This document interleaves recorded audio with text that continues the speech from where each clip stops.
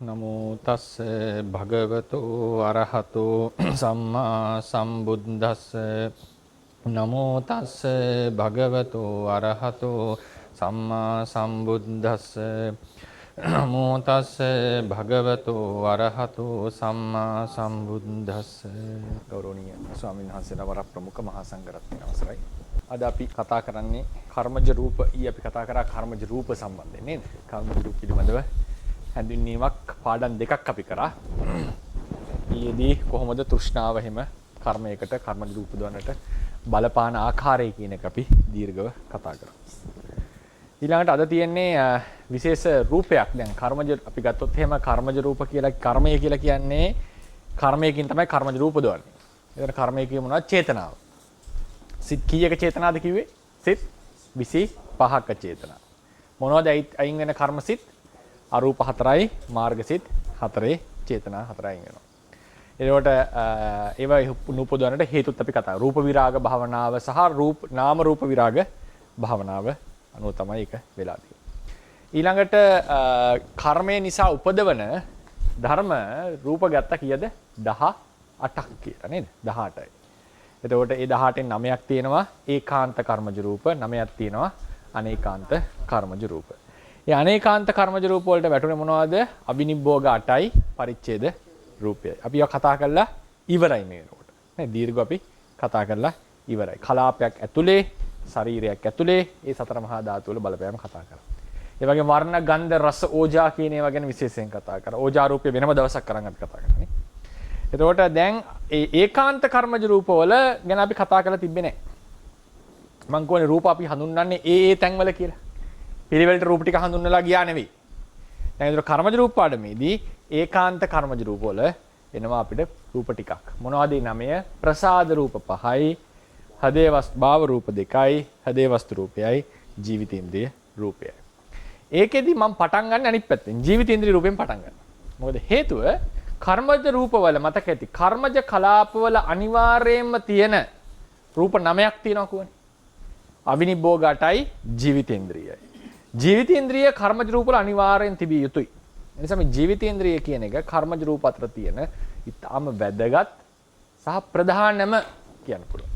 ප්‍රධානම කර්මජ රූපය වෙන්නේ මේ ජීවිතේන්ද්‍රිය රූපය. මොකද්ද මේ ජීවිතේන්ද්‍රියෙන් කරලා තියෙන්නේ කියන එක අපි දැනගන්නට ඕනේ. හැන්ඩ් අවුට් එකක් ලැබිලා ඇති. ඒ ජීවිතේන්ද්‍රිය රූපය ගැන අපි සාකච්ඡා කරමු. සාමාන්‍යයෙන් මේක ගැන කතා කරනවා අඩු වෙන්නට පුළුවන්. නමුත් මේක ජීවිතේට ඉතා වැදගත්. දැන් උදාහරණයකට අපි කිව්වොත් සාමාන්‍යයෙන් අපි ව්‍යවහාරයේදී කිව්වොත් පූසෙක් මීයක් අල්ලනවනේ. නැත්නම් කොටියෙක් මුවෙක් අල්ලනවා කියලා හිතන්න. ඒ වෙලාවේදී කොටියා මුවා මරනවා. බෙල්ලෙන් අල්ලන්නේ මරන්නේ සාමාන්‍යයෙන්. ටික වෙලාවක් ගිහිල්ලා මේ සතා අතහරිනව නේද? සතාව මැරුවට පස්සේ. දිගටම බෙල්ලෙන් හපහපින්නේ නැහැ. ටික වෙලාවක් ගියම දන්නවා මෙයා මැරිලා දැන් කියලා. හරිනේ?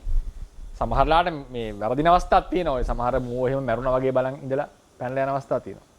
එහෙම තියෙන අවස්ථා තියෙනවා මොකද? සමහර සත්තු එහෙම කරනවා. ජාතක එකක් තියෙන්නේ නේද? මොන කුරුංගමික ජාතකේ නේද? ජාතකයක තියෙනවා මේ බෝසත්ණන් වහන්සේ මැරුණා වගේ ඉඳලා මේවා කරලා අරයා මේ වැද්දා මග හරනකොට පැනලා යන එක. සමහරලාට එහෙම මේ මැරුණා වගේ ඉඳලා හරි මේ සමහර අන්කොන්ෂස් වෙලා ඉන්න අවස්ථාවක් තියෙනවා. ඉතින් කොහොම හරි මේ ඒ මරුණට පස්සේ මරන්න යන්නේ නැහැ. එතකොට කොටියෙක් මුවෙක් අල්ලන කොටත් ඒ ප්‍රාණඝාත අකුසලයේ කෙරෙනකොට ඒ කොටියාගේ හිතේ අරමුණ තමයි මුවාගේ ජීවිතේන්ද්‍රිය. අභිධර්මයේ හැටියට.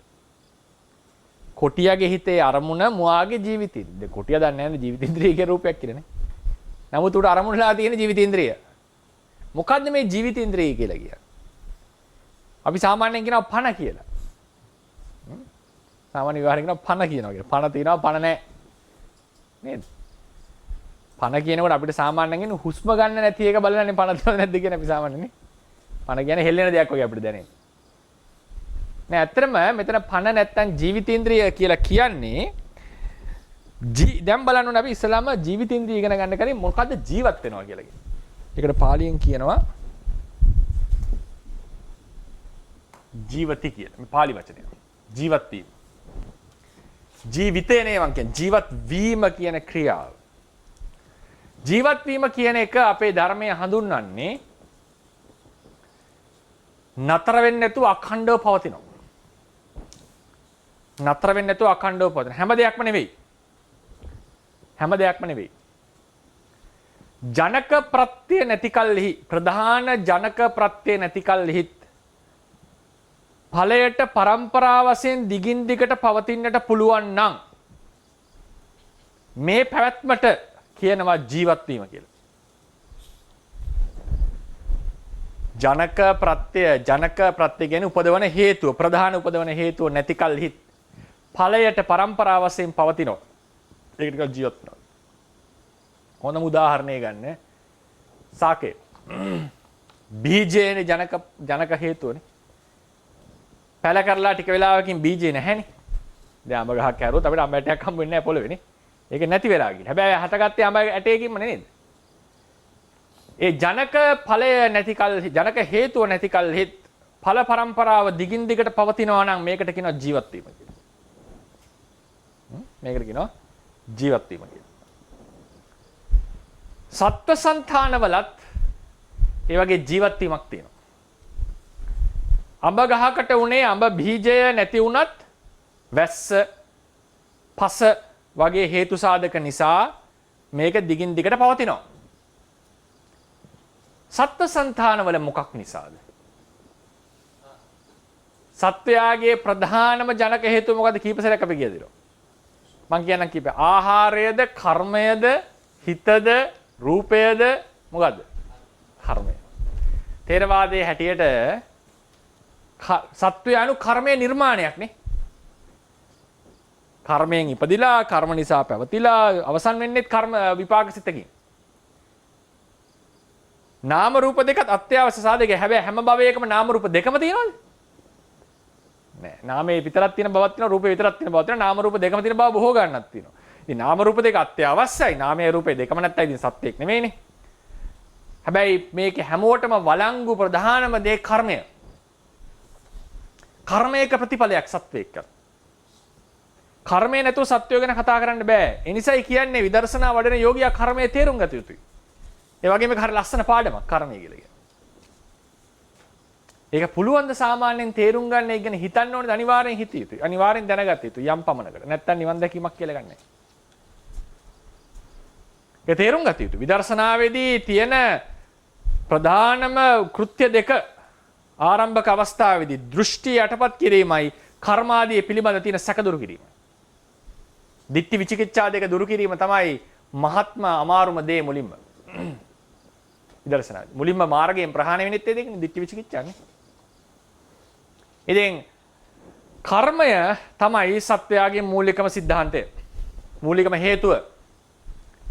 මොන කර්මයේද? කලින් භවයක කරපු කර්මය.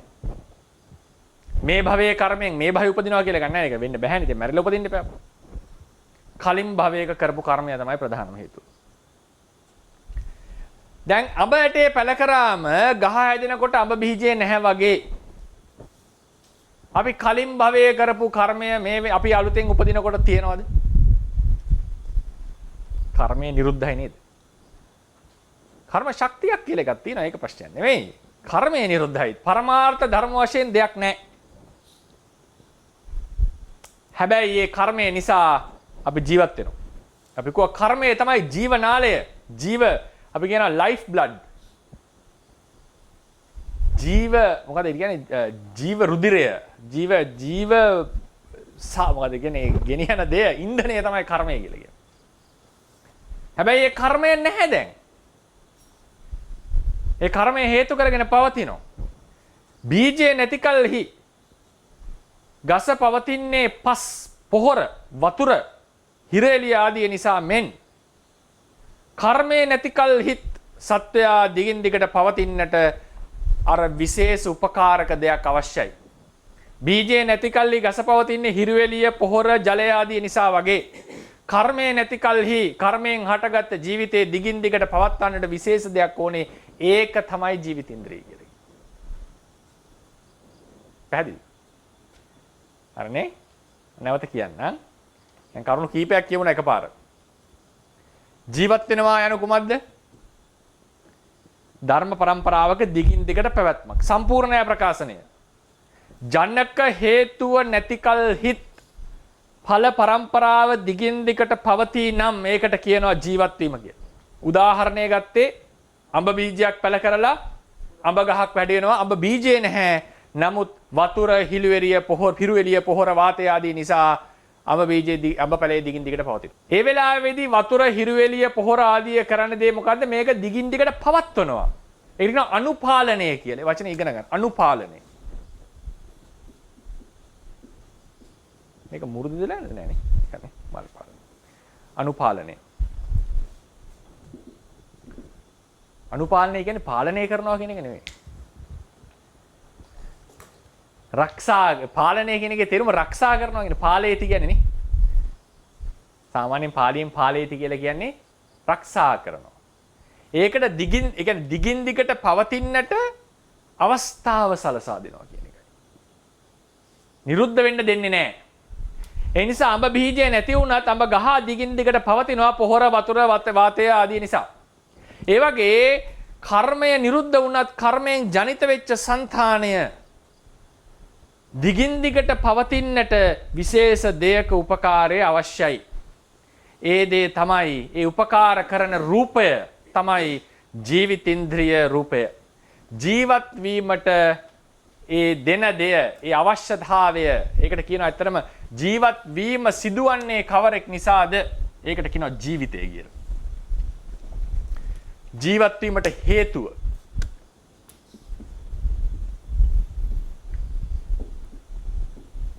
ඒ හේතුව නැතුව ජීවත් වෙන්න බෑ. પરම්පරාවට පවතින්න බෑ. ඒක නැතුව. ඒ නිසා මේ ජීවිතය කියන දේ හේතුව, ඒ ජීවිතය නම් වූ හේතුව ජීවත් වීමට අත්‍යවශ්‍ය සාධකයක්. කර්මජ પરම්පරාවට මේ ජීවිතයේ අත්‍යවශ්‍ය සාධකයක්. ඒකට කියනවා ඉන්ද්‍රියක් කියලා. ඒ ජීවිතේ නැතුව ජීවත් වීම වෙන්නේ නැහැ. ජීවිතය කියන එක හිතන්න එපා මේ අපි කියන ජීවිතය කියලා. ජීවිතේ යනු කර්මයෙන් හටගත්ත නාම රූප ටිකට දිගින් දිගට යන්නට අවශ්‍ය දෙයක්. හරියට බීජේ නැති කල්ලි හිරුවෙලිය, පොහොර, වතුර ආදිය සිද්ධ කරන්න වගේ තවත් අතිරේක දෙයක් ඕනේ මෙයාව දිගින් දිගට පවත්වාගෙන යන්න. ඒ දෙය තමයි ජීවිතය කියලා කියන්නේ. නැත්නම් මේ අපි හිතන ජීවිතේ නෙවෙයි. ඒ ජීවිතේ නම් වූ දෙය, ඒ රූපය නැතුව මේක දිගින් දිගට පවතින්නේ නැහැ, ජීවත් වෙන්නේ නැහැ. අත්‍යවශ්‍ය සාධකයක්. ඒ අත්‍යවශ්‍ය සාධක වලට කියන නම තමයි ඉන්ද්‍රිය කියලා කියන්නේ. ඉන්ද්‍රිය කියන්නේ ආධිපත්‍යය පවත්වනවා. ඒ කට්ටිය නැතුව පවතින්නේ මේ කරන්නේ නැහැ. දැන් ප්‍රඥාව ඉන්ද්‍රියක් වෙන්නේ මොකක්ද? ගැඹුරු දේවල් දකින්න බෑ ප්‍රඥාව නැතුව. වීරිය ඉන්ද්‍රියක් වන්නේ කවරක් නිසාද? සමහර කෘත්‍යයන් අවසානයේ දක්වා කරගෙන යන්න බෑ වීරිය නැතුව. ඒ නිසා වීරිය ඉන්ද්‍රියක්. ඒ දේ නැතුව ඒක කරන්න බෑ. ඔය ඉන්ද්‍රිය විස්තර කරන එක ක්‍රමයක්. ඒ නිසා මේ ජීවිතේ නම් වූ විශේෂ රූපය නැතුව අර ජීවත් වෙනවා කියන සිද්ධිය වෙන්නේ නැහැ. ඒ නිසා ඒ ජීවිතයම අපි හඳුන්වනවා ජීවිතින්ද්‍රිය කියලා. ජීවිත ඉන්ද්‍රිය, ඒ කියන්නේ හැදිලා තියෙන්නේ ජීවිත ධන ඉන්ද්‍රිය. ජීවිතය කියලා කිව්වේ මොකද්ද? ජීවත් වීමට හේතුව. ඒම තමයි ඉන්ද්‍රිය. මේ ජීවිතයි ඉන්ද්‍රියයි කියන්නේ එකම දෙයක්. මෙතන. ඉන්ද්‍රිය කිව්වේ ජීවිතේ නම් වූ රූපයට, රූපේ නැතුව ජීවත් වීම පවතින්නේ නැති නිසා යා ඉන්ද්‍රියක් වෙනවා. දැන් රජ්ජුරුවෝ නැතුව රටකට පවතින්න බෑනේ සාමාන්‍යයෙන්. පාලකෙක් නැතුව පවතින්න බෑනේ. ඒක කඩා වැටෙනවනේ රට. රජයක් නැතුව පවතින්නේ නැහැ. එතකොට ඒ රජය කියන එක, ඒ රජ්ජුරුවෝ සහ ඇමති මණ්ඩලය සහ ඒ ඉන්න පාලක තන්ත්‍රය කියන එක අත්‍යවශ්‍ය සාධකයක් රටවැසියාට නිරුප්‍රද්දිතව ආරක්ෂිතව ජීවත් වෙන්නට. ඒක ඕනම රටක ඕනම යුගයක තියෙන සාමාන්‍යයෙන් තියෙන දෙයක්. රාජ්‍යයක් නැති තැනක අපි කියනවා ඒකට මේ වචනයක් තියෙනවා ඒකේ මේ ඇනකරි අරාජිකයි කියලා කියන්නේ නේ. ඉංග්‍රීසි වචනයක් තියෙනවා ඒක ඩෙමොක්‍රසි ඇනකරි කියලා කියන්නේ. කියන්නේ ඒක නැහැ ඊට පස්සේ පාලනය. ඒ වගේ නාම රූප પરම්පරාව දිගින් දිගට පවතින්නට විශේෂයෙන් මේ රූපය දිගින් දිගට පවතින්නට. ඒනොත් කර්මජ රූප. ওই දෙකම අපිට ගන්න පුළුවන්. දිගින් දිගට පවතින්නට අත්‍යවශ්‍ය දෙයක් තමයි ජීවිතය. ඒ නිසා මේ ජීවිතයේ ඉන්ද්‍රියක් න ජීවිත ඉන්ද්‍රිය කියලා කිව්ව එක. හරිනේ? දැන් අපි යනවා ආපහු. කර්මය නිසා සත්වය උපදිනවා. ඒ උපදිනට හේතු වෙච්ච කර්මය දැන් නිරුද්ධයි. ප්‍රධාන ජනක හේතුව නැති කල්හිත් හැබැයි ඒකේ ඵල ටික දිගින් දිගට පවතිනවා. ඒ පවතින අතිරේක දෙයක අවශ්‍යතාවයක් ඕනේ. අවශ්‍යතාව දෙය තමයි ජීවිතය නැත්නම් ජීවිත ඉන්ද්‍රිය. ජීවිතය කිව්වා ජීවිත ඉන්ද්‍රිය කිව්වා දෙකම එකයි. ඒ પરම්පරාව දිගින් දිගට පැවතීමට කියනවා ජීවත් වීම කියලා. ජීවත් වීම කියලා. ජනක හේතුව ඇති කල්හිත් පවතින પરම්පරාව තියෙනවානේ. දැන් ඍතුජ රූප પરම්පරාව. අපි තුමු AC කාමරයකට ගියා කියලා.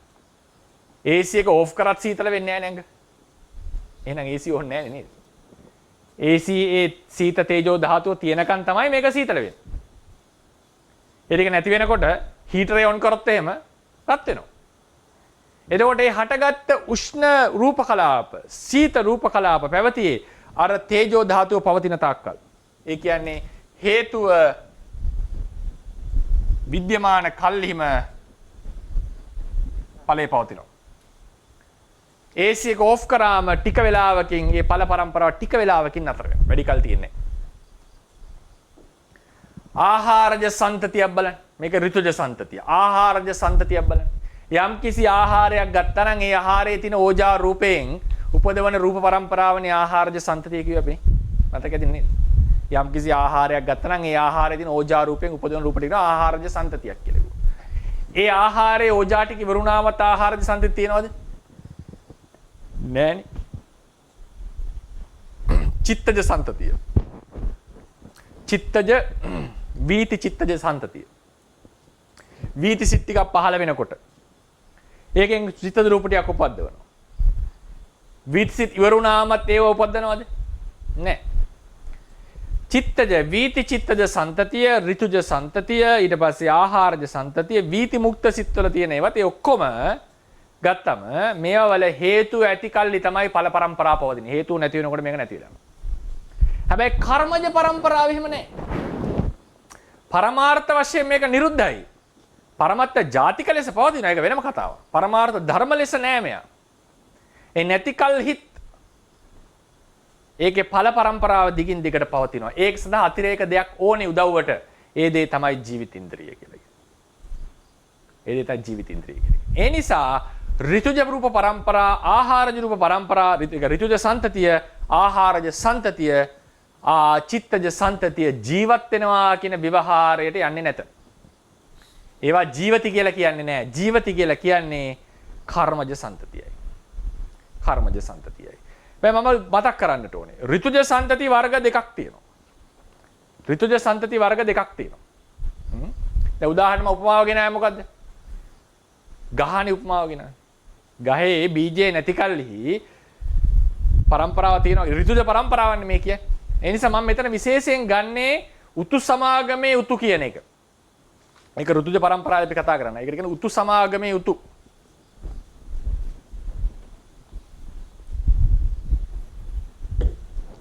බාහිර ඍතුවක් ඇඟට එනකොට දැනෙනකොට එකතු වෙනකොට ඇති කරගන්න ඍතුව. ඒක ඇඟට විතරක් නෙවෙයි බාහිර දෙයකට උනා. මෙතන සීතල වුණොත් එහෙම මේ තියෙන මේසවලත් සීතල රූප හට ගන්නවා. ඒ කියන්නේ මේසෙ ඇල්ලුවම සීතල දැනෙනවනේ අපිට. අපේ කයවල වල හට ගන්නවා. මේ ඍතු සමාගමේ හට ගන්න අලුත් ඍතු. ඍතු සමාගම ඍතු. මේවා තමයි මෙතන විශේෂයෙන් අරගෙන මේවට ජීවත් වෙනවා කියන විවහාරය යන්නේ නෑ. කර්මජ රූප වලට මේ විවහාරය යෙදෙන්නේ. ඒක තමයි පළවෙනිම තැන අපි මේක ගැන කතා කරන්නේ. ඊළඟට කොහොමද මේක සිද්ධ වෙන්නේ? කොහොමද මේක සිද්ධ වෙන්නේ?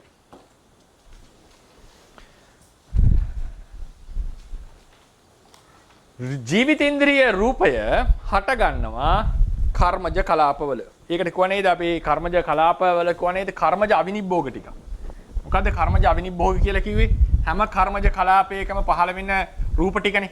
මොනවද? පඨවි, ආපෝ, තේජෝ, වායෝ, වර්ණ, ගන්ධ, රස, ඕජා සහ ජීවිත ඉන්ද්‍රිය. මේකට කියනවා කර්මජ අවිනිබ්බෝග රූප කියලා. කර්මජ අවිනිබ්බෝග රූප. ඒතර කර්මජ කලාපයක් හට ගන්නකොට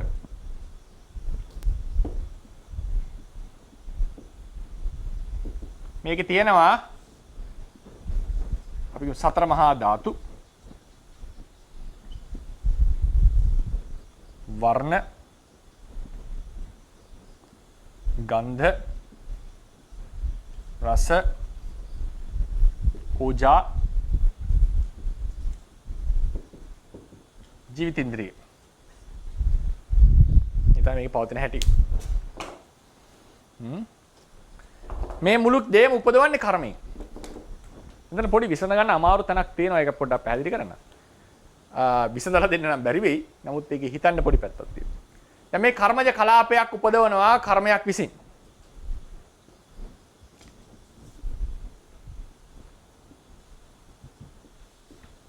කර්මයක් විසින් ඉපදුවා. කර්මය නිරුද්ධ වෙලා තියෙන්නේ. මේ ජීවිතේන්ද්‍රිය කියන රූපය මොකද කරන්නේ? මේ කලාපය ශක්තිමත් කරනවා. කලාපයේ රූප ශක්තිමත් කරනවා. දැන් ශක්තිමත් කරන අවස්ථා දෙකක් දැන් කතා කරලා. තේජෝ ධාතුවෙන් ශක්තිමත් කරනවා කියලා කිව්වා. තා මොකද්ද ශක්තිමත් කරන රූපයක් ගැන කතා කරන්නේ? මොකද්ද? ඕජා රූපේ, ආහාර රූපේ ශක්තිමත් කරනවා කියලා කිව්වා. මේ ජීවිතේන්ද්‍රයත් ශක්තිමත් කිරීමක් කරනවා. මේ ශක්තිමත් කිරීම තුනක්. හරිනේ ශක්තිමත් කිරීම තුන. අපි ඒක අවසානයේදී කතා කරමු මොනවද මේ වල තියෙන පොඩි වෙනස්කම් කියලා. පොඩි වෙනස්කම් කියලා. ගොඩාක්ම තේරුම් ගන්න ඕනේ අනිත් පැත්තෙන් අපි. අපි කියන්නේ පරමාර්ථයෙන් තියෙන එකට තියෙන එකෙන් පරමාර්ථයට කියලා. හරිනේ? ඒතර ජීවිතේන්ද්‍රිය රූපයත් මේක ශක්තිමත් කරනවා. මොකද වෙන්නේ? සිද්ධ වෙන්නේ මොකද්ද? මේක ශක්තිමත් කරාට පස්සේ දැන් කර්මජ රූප પરම්පරාව ඒ කියන්නේ කර්මජ සන්තතියක්නේ. සන්තතිය වැදගත් මෙතන. ඒ නිසා සන්තති කතාව ගත්තේ අපි. මේක හටගෙන නිරුද්ධ වුණාම කර්මජ රූප ඉවරද නෑ. දිගින් දිගට අලුත් ඒවා හට ගන්නවා. මේවා ජීවත් වෙනකොටත් තව ඒවා හට ගන්නවා. හැම අණුචිත්තක්ෂණයකම හට ගන්නවා. මේ කර්මජ પરම්පරාව මේ කර්මජ රූප කලාපයේ දින රූපය ශක්තිමත් වෙනකොට ඒ ශක්තිමත් භව පසුව හටගන්න කර්මජ කලාපවලට බලපානවා. ඒ ශක්තිමත් වීම නිසා පසුව හටගන්න කර්මජ කලාපය ප්‍රබල ලෙස හටගන්නවා. ඒ නිසා මේ පැවැත්ම දිගින් දිගට පවතිනවා. සන්තතිය බිඳෙන්නේ නැතුව පවතිනට හේතුව ජීවිතේන්ද්‍රියෙන් කරන මේ ශක්තිමත් කිරීම. ජීවිතේන්ද්‍රියෙන් කරන ශක්තිමත් කිරීම නිසා ඒ අවශේෂ රූපය ශක්තිමත් වෙනවා. ඒ නිසා පසුව හටගන්නේ සන්තතියේ පසුව හටගන්න කර්මජ කලාපය රූපය ප්‍රබලව හට ගන්නවා. චිරකල් පවතිනවා. પરම්පරාව සන්තතිය. දැන් බලන්න කර්මජ රූපේ කතා කරන්නේ කර්මය ඕනේ, කර්මජ රූප ඕනේ, කර්මජ කලාප ඕනේ, කර්මජ සන්තතිය ඕනේ නේ. මේ සියල්ල අපි එක ළඟ තියෙන්නට ඕනේ. ඒකට දැන් මේක පහසුවෙන් විස්තර කරගන්න පුළුවන් වෙන්නේ අපිට. ඉතින් ඊට පස්සේ දැන් ඔන්න සාමාන්‍යයෙන් කියනවා අටුවාවේ ජීවිතේන්ද්‍රිය රූපය. දැන් බලන්න මේකේ තියෙන තව ඊළඟ ප්‍රශ්නයක් වෙනවා මෙතන පොඩි. මේ ඔක්කොම දැන් අපි කිව්වා යම් කිසි කලාපයක් උපදවන්නේ එකම ජනක හේතුවකින් කියලා කිව්වා. කලාපිතේ සියලු රූප උපදවන එකම ජනක හේතුව. දැන් මේ මුළු රූපය මුළු කලාපය උපදවලා තියෙන්නේ කවුරු විසින්ද? කර්මය විසින්. එහෙනම් ජීවිතේන්ද්‍රිය උපදවලා තියෙන්නේ කවුද? කර්මය විසින්. කර්මයට ජීවිතේන්ද්‍රිය උපදවන්නට ජීවිතේන්ද්‍රිය උපකාරයක් ඕනේද? නෑ. කර්මයට පුළුවන් වෙලා තියෙනවා පළවෙනි ජීවිතේන්ද්‍රිය තනියම උපදවන්න. පුළුවන් වෙලා තියෙනවා. ඊට පස්සේ උපදවන ජීවිතේන්ද්‍රියටත් කර්මය බලපාලා තියෙනවා. පැහැදිලිනේ? හැබැයි පළවෙනි එකට අපි මේක දැන් කර්මය නිසා ඉපදුණා. ඊට පස්සේ මේකේ චිර පැවැත්ම සඳහා මේ ජීවිතේන්ද්‍රිය අවශ්‍යයි කියලා අපි කියනවා.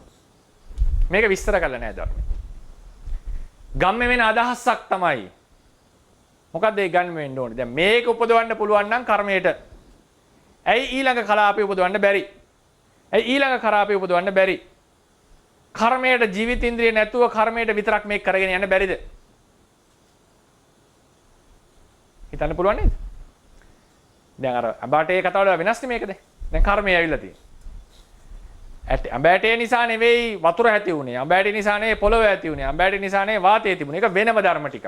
ඒ නිසා අරව නැතුණත් මේකට පුළුවන් උදව් කරන්න. ඒක පේනවා ප්‍රායෝගික බව. මෙතන තියෙන ප්‍රශ්නේ මොකද්ද? මේ මුළු ඔක්කොම උපදවන්නේ කර්මයෙන්. ඒ නිසා කර්මයට පුළුවන් ජීවිතේන්ද්‍රිය උපදවන්න. කර්මයට පුළුවන් ඉතිරි ටික උපදවන්න. හැබැයි කර්මයට මොකද්ද? ජීවිතේන්ද්‍රිය ඒකත් මම කියන්නේ. ජීවිතේන්ද්‍රිය රූපය මේකට බලපවත්වන්නේ උපාදයට නෙවෙයි ශක්තිමත් වීමට. අනුපාලනයට. ජනක ප්‍රත්‍යක් නෙවෙයි ජීවිතේන්ද්‍රිය කියලා කියන්නේ. මේ කලාපී පැත්මට ජීවිතේන්ද්‍රියේ දායකත්වයක් නැහැ. කලාපී උපදවන්නේ කර්මය. ජීවිතේන්ද්‍රිය දායකත්වයේ දෙන්නේ මෙයාගේ කාමයන් කියන්නේ ස්ථිතියේදී ශක්තිමත් වීම සඳහා. කර්මයට තිබිලා තියෙනවා ජීවිතේන්ද්‍රිය සහිතව කර්මජ කලම්පයක් ඉපදවීමේ හැකියාව. නමුත් ඒක දිගින් දිගට පවතින්නට ජීවිතේන්ද්‍රිය අවශ්‍යයි කියලා අපි කියනවා. ඒ ගැන රූපකාණ්ඩයේ අවසානයේදී මම පොඩි ඇනලිසිස් එකක් සාකච්ඡාවක් විශේෂ බැලීමක් මොකද්ද? නානා පැතිකඩ වලින් මේක ගැන චෝදනා පරිහාරයක් කරනවා. ඊට පස්සේ දැන් ඒකයි පැත්තෙන් දෙමු. දැන් විසඳ ගන්න තියෙන ප්‍රශ්නයක් ඔය.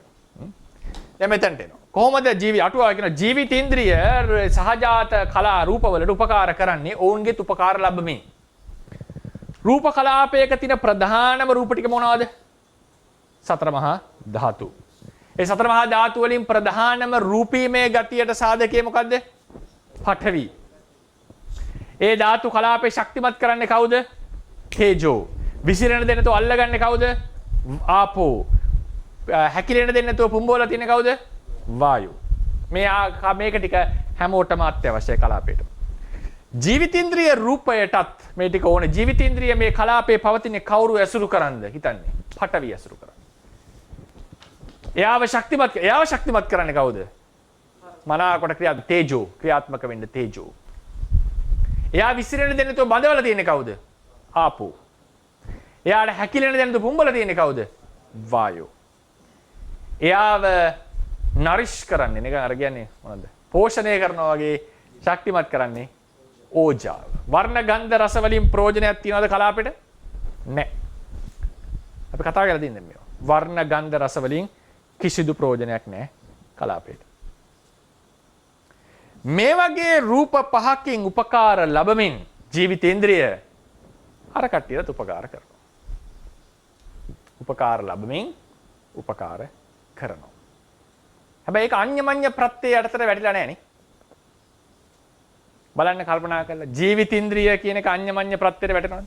චත්තාරෝ මහා භූතාඤ්ඤමඤ්ඤං නේ. අඤ්ඤමඤ්ඤ ප්‍රත්‍යයට මේක වැටෙන්නේ නැහැ.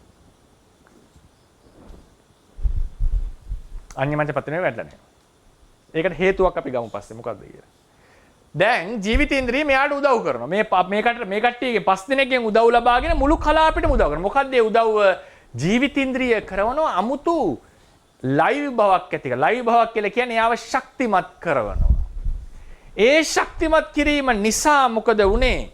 පස්සේ හටගන්න රූප කලාපයෝ ප්‍රබල වෙනවා. ශක්තිමත්. ඒ කියන්නේ මේ ටික ප්‍රබල වෙනවා. මේ රූපත් ප්‍රබල වී හටගන්නවා. ඒ නිසා సంతානය චිර කාලයක් පෙනී දන්නේ චිර කාලයක් පවතින.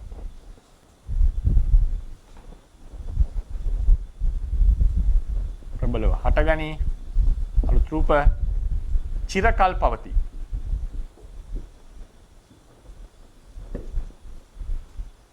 චිරකල් පවතී. කර්මයක් ඕනේ. කර්මය නිසා තමයි මේ හැම එක්කෙනෙම උපදින්නේ. ඔතන තමයි විශ්ලේෂණය කරන්න අමාරු තැන. කර්මයෙන් උපදවන්න පුළුවන්. හැබැයි මේ සන්තතිය හරියට දිගින් දිගට පවත්වන්නට මෙයා ඕනේ කියලාත් කියනවා. ඒක මම මේ ප්‍රශ්නේ පස්සට දාන්නම්. කොහොමද අපි මේක දිහා බලන්න ඕනේ කියලා. හරි අවසානයේට. තව ඒකේ තව තොරතුරු ගන්න එපා. අපි දැන් රූපේ පිනව සම්පූර්ණ තොරතුරු ඇති කරගෙන තමයි මේ ගැන විශ්ලේෂණය. පරමාර්ථ විශ්ලේෂණය කරා රූප ගැනත් විශ්ලේෂණයකට එනවා. හරිනේ? එතකොට ඒක තමයි ප්‍රශ්නේ. කර්මයට පුළුවන් මේ ඔක්කොම උපදවන්න. කර්මය උපදිනවා කියලා අපි කියන්නේ. කර්මජ රූපනේ. ඒ ඉපදීම ඇති කල් හිත් අපි කියනවා මෙයා ඕනේ මේකේ චිරපැවැත්මට කියලා. නේද? හරි අමුතුනේ කතාව. නේද? එතකොට දැන් මේකේ උනේ කොහොමද? දැන් ඔනේ ඒක අපි මතක් කරමු පොඩ්ඩක්. වෙලා තියෙන්නේ ජීවිතේන්ද්‍රිය රූපය මේ පස් දෙනා මත යැපෙමින් පස් දෙනා කියලා කිව්වේ ගන්ධ රස වර්ණ ගන්ධ රස නැහැ සතර මහා ධාතුයි ඕජාවයි ඒ කට්ටිය උපකාර ලැබෙනින් සියලු දේවාට උපකාර කරනවා විශේෂයෙන් වර්ණ ගන්ධ රස ඕජා වර්ණ ගන්ධ රස කියනවා ලොකු දායකත්වයක් දීලා නැහැ ඇත්තෙම නැහැ රූප කලාපයට දීලා ඊට පස්සේ මේක ශක්තිමත් වෙනකොට පස්සේ හට ගන්න රූපය ශක්තිමත් උපදිනවා දැන් මෙතන ප්‍රශ්නයක් එන්නට පුළුවන් මේ රූප හටගන්නේ දැන් ඔන්න බලන්න කර්මජ රූපයක් හටගන්නේ කලින් කර්මජ කලාපයෙන්ද කර්මයෙන්ද කර්මජ රූපයක් හටගන්නේ දැන් ඒක විස්තර කළා නෑ මම නමුත් common sense වලින් හිතන්න කර්මජ රූපයක් කියන්නේ මොකක්ද කර්මයෙන් උපදවන එකක් නේ චිත්තජ රූපයක් කියන්නේ සිතෙන් උපදවන එකක් නේ ඍතුජ රූපය කියන්නේ තේජෝ ධාතුවෙන් උපදවන. ඒතර තේජෝ ධාතුවේ තියෙන කලාපයක් ඇතුළේනේ. ඒ කලාපයක තියෙන තේජෝ ධාතුවෙන් තව කලාපයක් ඇතුළේ තියෙන්නේ. ආහාරජ රූප උපදවන කවුද? ආහාර රූපේනේ ඕජා රූපේනේ. ඒක තියෙන්නේ කලාපයකනේ. එහෙනම් තව කලාපයකින් කලාපයක් ඇසුරු කරන්නේ තව එකක් හටගෙන තියෙන්නේ. අවසාන රූප දෙක හටගෙන තියෙන්නේ රූප වලින්මයි. මුල් රූප දෙක හටගෙන තියෙන්නේ කර්මයෙන් සහ සිතෙන්. දැන් මට උත්තරයක් දෙන්න. මේ දෙවෙනි කර්මජ රූපය හටගන්නේ කර්මජ කලාපය නිසාද කර්මය නිසාද? කර්මජ නම් මේක කර්මය නිසා හට ගන්න ඕනේ. කර්මජනේ කර්මයෙන් හට ගන්න. මේක කර්මයෙන් හට ගන්න. හැබැයි උතන වැදගත් තැන. කර්මජ රූපයක් හට ගන්නකොට කලින් තිබිච්ච කර්මජ රූපවල ලොකු දායකත්වයක් තියෙනවා. ලොකු උපකාරයක් තියෙනවා. ලොකු ඉෆෙක්ට් එකක්. මොකද කියන්නේ ඒකට? බලපෑමක් තියෙනවා. මම කෙටි උදාහරණයක් කියන්නම්කෝ. දැන් අපි දන්නවා ඇයි අරූපාවචර කුසලය අරූප ලෝකේ ප්‍රතිසන්දීදී රූප උපදවන්නේ නැත්තේ ඇයි? කර්මජ රූප දෙන්නේ නැත්තේ ඇයි? අරූපාවචර කුසලයෙන් කර්මජ රූප දෙන්නේ නැත්තේ ඇයි? ඒක රූප විරාග භාවනාවෙන් ගති කරපු එකක් නේ. ඒක නිසා කර්මජ රූප දවන්නේ නැහැ. ඒ අරූපාවචර කුසලෙන්. අරූප ලෝකෙ ඉපදුනාට පස්සේ පහළ වෙනවනේ කුසල සිත්, අකුසල සිත්, සමහර ක්‍රියාසිත. මේවා මේ රූප විරාග භාවනාවක් කරලා නැහනේ අකුසල. එහෙ ලොබ මුල සිත පහළ වෙනවා ධානය කිරි. මොකක්වත් රූප විරාග භාවනාවක් නැහැ නේද? ඇයි මේ සිතට චිත්තජ රූප උපදවන්නට බැරි?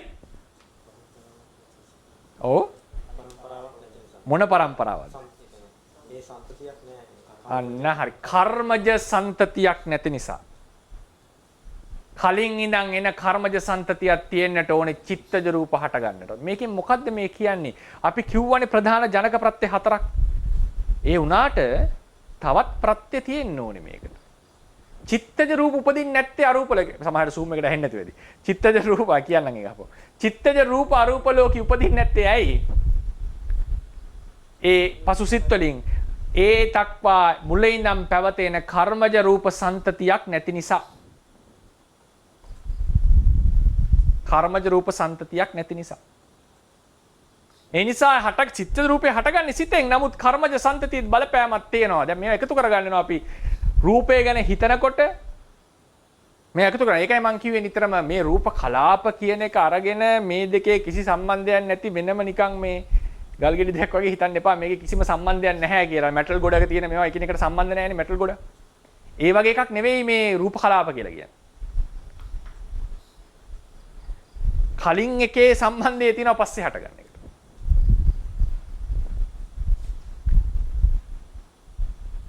දැන් උදාහරණයකට අපි අතපයේම හොලවනකොට විඤ්ඤාති පාඩමේදී කතා කරනවා.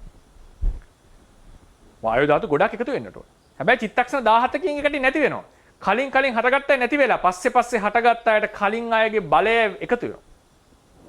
එන්නේ ප්‍රබල වෙනවා ඒකට. ඒ වගේ මේ රූපේ තියෙනවා ඉදිරි කෙනාට දායකත්වයක්.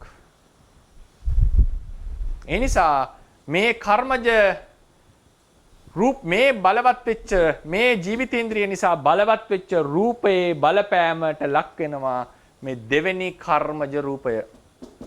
ඒ කර්මජ රූපයට මේකේ බලපෑමල මෙයා හටගන්නෙම නිකන් ඇට්මොස්ෆියර් එක වගේ මෙයා හටගන්නෙම මෙයාගේ දායකත්වය නිසා ප්‍රබල වෙලා.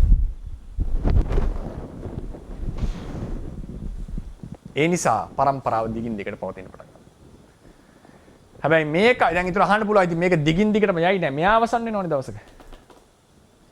කර්මජ රූපයක ප්‍රධානම ජනක ප්‍රත්‍ය කර්මයද ජීවිතේන්ද්‍රියද? කර්මය. ජීවිතේන්ද්‍රිය කරලා තියෙන්නේ සන්තතියේ චිර පැවැත්මට උපකාර කිරීම. හොඳට මතක තියාගන්න. මේ සන්තතියේ චිර පැවැත්මට උපකාර කිරීම. අටුවා වෙන්නේ මෙහෙමයි. ජීවිතේන්ද්‍රිය සහජාත ධර්ම අනුපාලනයක ඒකට අනුග්‍රහ කරන එකට ශක්තිමත් කරනවා. ඒ ශක්තිමත් කිරීම කවරක් සඳහාද? ජීවිතේන්ද්‍රිය ඕනේ මේ රූප කලාපය ජීවත් කරවන්න. ජීවිතේන්ද්‍රිය අවශ්‍ය මේ සන්තතිය ජීවත් කරන්න. ඒකට හේතුව ඒක දැන් තව වෙනම ගැඹුරු කතාවක් මම පොඩ්ඩක් ආරම්භ කරනවා. මේක පස්සේ කතා කරනවා.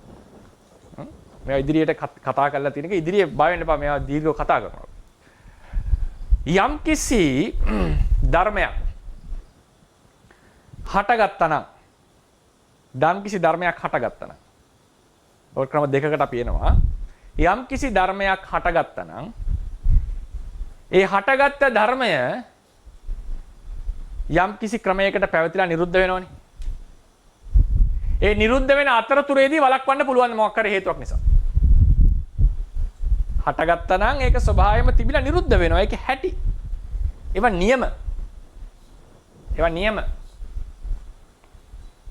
තිති අවස්ථාවේදී පවතින අවස්ථාවේදී ජනක ප්‍රත්‍යේ දායකත්වයක් නැත. ජනක ප්‍රත්‍යය කියලා මම කියන්නේ ප ဋ ාණේ සූවිසි ප්‍රත්‍ය ඉගෙන ගන්න අය පටලවා ගන්න එපා. මේ ජනක උපස්තම්භක නෙමෙයි මේ කතා කරන්නේ. මේ කියන්නේ මූලිකම හටගන්නට හේතු වෙච්ච කර්ම ජනක ප්‍රධාන ජනක ප්‍රත්‍ය පහයි තියෙන්නේ. කර්ම, චිත්ත, ඍතු, ආහාර, පූර්ව සිත. කීපසර මම කියලා දී. ප්‍රධාන ජනක ප්‍රත්‍ය පහයි තියෙන්නේ. ඒ නානා කලාපගත වෙන කලාපගත මේ ජනක ප්‍රත්‍ය වලින් යමක් හට ගන්නවා නම් ඒ හටගත්ත දේහි තිතියට මේ කට්ටියගේ කිසිදු දායකත්වයක් නැත. තිතියට මොකක් හරි ලැබෙනවා නම් ලැබෙන්නේ සහජාත ධර්ම වලින්. එකට පවතින ධර්ම වලින්. ඒ එකට පවතින ධර්ම වලින් තමයි තිතිය පවතින්නේ. අඤ්ඤමඤ්ඤ ප්‍රත්‍ය ආදී නිසා. තිතියට අපකාරයි මේ කට්ටිය. ඒක එක ක්‍රමයක් අපි විස්තර කරමු. ඒ වගේම තව න්‍යායක් තමයි තව ධර්ම න්‍යායෙන් බැලුවම ධර්මතා න්‍යායකින් මේක න්‍යායක් විස්තර කරන්න. සහි නැත්නම් අපිට කියනවා තිතියට ප්‍රත්‍යයක් තිතිය පවතින ඒ කට්ටියගේ අඤ්ඤමඤ්ඤ සම්බන්ධයුද? ඒක නැහැ කියන්නේ නැහැ. හැබැයි වෙන ධර්මයක් වෙන පැත්තක තියෙන ජනක ප්‍රත්‍යයක උපකාරය අවශ්‍ය නැහැ තිතියට. උපාදිත විතරයි ඒක අවශ්‍ය. ඊළඟ න්‍යාය ඊළඟ ක්‍රමයට විස්තර කරන්නේ යම් කිසි ධර්මයක් හටගත්තා නම් ඒක අනිවාර්යෙන් පැවතිලා නිරුද්ධ වෙනවා. ඒක හැටියක්. ඒ වෙලාවේ අඤ්ඤමඤ්ඤ සපෝට් එකක් තියෙන එක හැටි. නමුත් න්‍යාය තමයි තනියම හටගත්තා. තනියම හටගන්නේ නැහැ. තනියම හටගත්තත් මේක පැවතිලා නිරුද්ධ වෙන්න එපා යම් වෙලාවක. ඒ නිසා හටගත්ත දේ පැවතිලා නිරුද්ධ වෙන එක තමයි ස්වභාවය. ඒ නිසා අමුතුවෙන් ප්‍රත්‍ය ඕනේ නැහැ මෙයාගේ තිතියට භංගයට. ඒක සාමාන්‍යයෙන් ඒක වෙන දෙයක්. ඒක දිරලා බින්දින්න අමුතුවෙන් ප්‍රත්‍යක් අවශ්‍ය නැහැ. ඒ නිසා මේ තිති අවස්ථාවේ මොකද දැන් තිති අවස්ථාවේ ලැබෙන ප්‍රත්‍ය ටිකක් තියෙනවා. ඕජා රූපයෙන් ප්‍රත්‍යක් ලැබෙනවා, ජීවිතේන්ද්‍රිය රූපයෙන් ප්‍රත්‍යක් ලැබෙනවා. ඒ ලැබෙන්නේ කවරක් සඳහාද? මේ රූප කලාපේ ෂණ වේලාවේ ජීවත් කරවන්න නෙමෙයි ජීවිතේන්ද්‍රිය ඕනේ. මොකද ජීවිතේන්ද්‍රිය නැති රූප කලාප තියෙනවා. ඕජා රූපය ඕනේ ඒක සඳහා නෙවෙයි. මොකද බ්‍රහ්ම ලෝකයේහි ඕජාව තිබුණත් අටුවාවේ හැටියට ඕජාවෙන් කෘත්‍ය කෙරෙන්නේ නැහැ. ඕජා කෘත්‍ය කෙරෙන්නේ නැහැ බ්‍රහ්ම ලෝකෙ. ඒ නිසා ඕජාව ජීවිතේන්ද්‍රිය කියන එක රූපයක තිති අවස්ථාවට අත්‍යවශ්‍ය කියලා එකක් නෙවෙයි. එයා බලවත් කරනවා මේ කට්ටිය මේ දෙන්නම. හැබැයි බලවත් කරවන්නේ කවරක් සඳහාද? ඕජාව ගැන මම ආයෙ විස්තර කරනවා. කවරක් සඳහාද? සන්තතියේ පැවැත්ම සඳහා. සන්තති අත්හාය. සන්තතියේ පැවැත්ම සඳහා. ඒ නිසා තිති අවස්ථාවේ මේ කරන ජීවිතේන්ද්‍රියේ උපකාරය, ඕජාවේ උපකාරය සන්තතියේ පැවැත්මට. සමහර කෙනෙක්ට ඒක අපහසු වෙන්න පුළුවන් අල්ලගන්න. මම තේරෙනවා මොකද මම භාවිතා කරේ ගොඩාක් පාරිභාෂික වචන ටික. ඒක ඉදිරියේදී කතා කරනවා. අතිරේක තොරතුරක් ලෙස ගෙනාවේ. වැදගත් වෙන්නේ මේකයි. මම හිතනවා හැමෝටම පැහැදිලි වෙන්න ඇති කරුණ මොකද්ද? කර්මජ රූප කලාපේ උපදින්නේ කර්මය නිසා.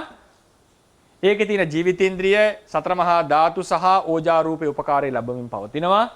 ඒ අතරතුරේදී ජීවිතේන්ද්‍රිය ඒ සියලු රූප වලට උපකාර කරනවා. ඒක නිසා එයා ශක්තිමත් වෙනවා. ඒ ශක්තිමත් වීම නිසා පස්සේ හටගන්න කර්මය නිසා පස්සේ හටගන්න මේ රූප කලාප ශක්තිමත්ව හටගන්නවා.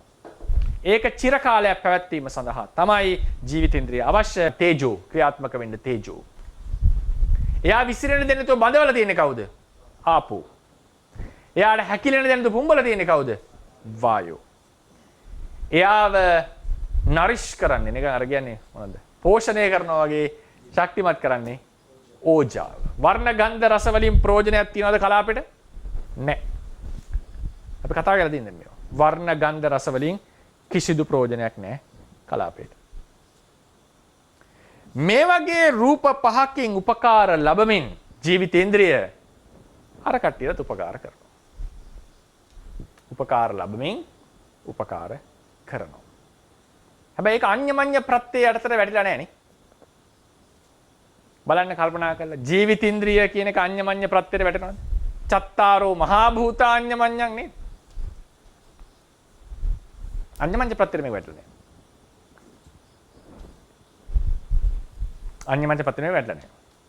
ඒකට හේතුවක් අපි ගමු පස්සේ මොකක්ද කියලා. දැන් ජීවිතේන්ද්‍රිය මෙයාට උදව් කරනවා. මේ කට්ටියගේ 5 දිනකින් උදව් ලබාගෙන මුළු කලාපෙටම උදව් කරනවා. මොකද්ද ඒ උදව්ව?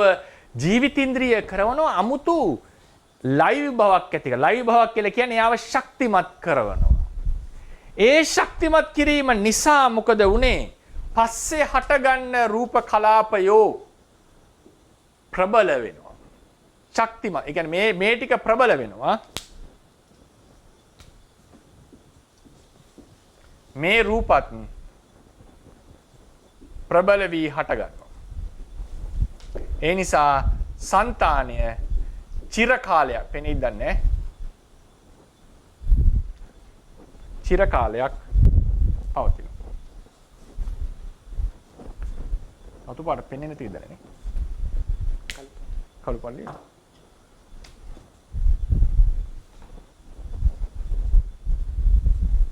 ප්‍රබලව හටගනී අලුත් රූප චිරකල් පවතී.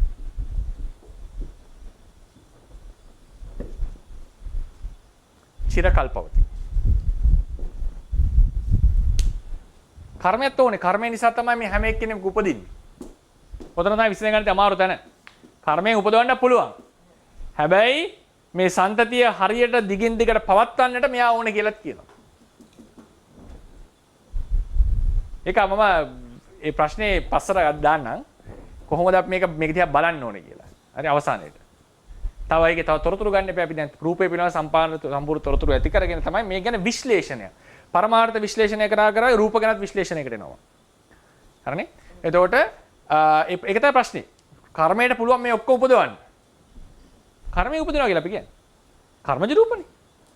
ඒ ඉපදීම ඇති කල් හිත් අපි කියනවා මෙයා ඕනේ මේකේ චිරපැවැත්මට. නේද? හරි අමුතුනේ කතාව. නේද? එතකොට දැන් මේකේ උනේ කොහොමද? දැන් ඔනේ ඒක අපි මතක් කරමු පොඩ්ඩක්. වෙලා තියෙන්නේ ජීවිතේන්ද්‍රිය රූපය මේ 5 දෙනා මත යැපෙමින් 5 දෙනා කියලා කිව්වේ ගන්ධ රස වර්ණ ගන්ධ රස නැහැ. සතර මහා ධාතුයි ඕජාවයි. ඒ කට්ටිය උපකාර ලැබෙනින් සියලු දේවාට උපකාර කරනවා. විශේෂයෙන් වර්ණ ගන්ධ රස ඕජා වර්ණ ගන්ධ රස කියනවා ලොකු දායකත්වයක් දීලා නැහැ. ඇත්තෙම නැහැ. රූප කලාපයට දීලා. ඊට පස්සේ මේක ශක්තිමත් වෙනකොට පස්සේ හටගන්න රූපයෝ ශක්තිමත් වෙනවා. දැන් මෙතන ප්‍රශ්නයක් එන්නට පුළුවන්.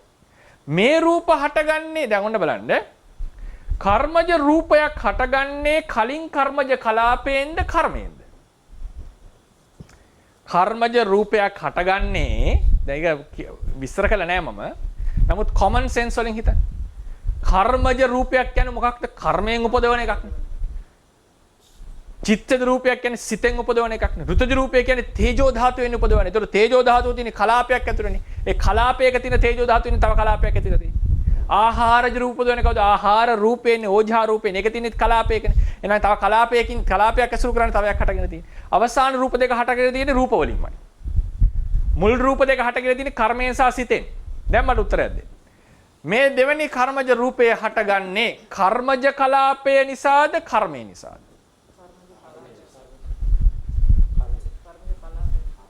කර්මජ නම් මේක කර්මය නිසා හට ගන්න ඕනේ. කර්මජනේ කර්මයෙන් හට ගන්න. මේක කර්මයෙන් හට ගන්න. හැබැයි උතන වැදගත් තැන. කර්මජ රූපයක් හට ගන්නකොට කලින් තිබිච්ච කර්මජ රූපවල ලොකු දායකත්වයක් තියෙනවා. ලොකු උපකාරයක් තියෙනවා. ලොකු ඉෆෙක්ට් එකක්. මොකද කියන්නේ ඒකට? බලපෑමක් තියෙනවා. මම කෙටි උදාහරණයක් කියන්නම්කෝ. දැන් අපි දන්නවා ඇයි අරූපාවචර කුසලය අරූප ලෝකේ ප්‍රතිසන්දීදී රූප පුදවන්නේ නැත්තේ ඇයි? කර්මජ රූප දෙන්නේ නැත්තේ ඇයි? අරූපාවචර කුසලයෙන් කර්මජ රූප දෙන්නේ නැත්තේ ඇයි? ඒක රූප විරාග භාවනාවෙන් ගති කරපු එකක් නේ. ඒක නිසා කර්මජ රූප දවන්නේ නැහැ.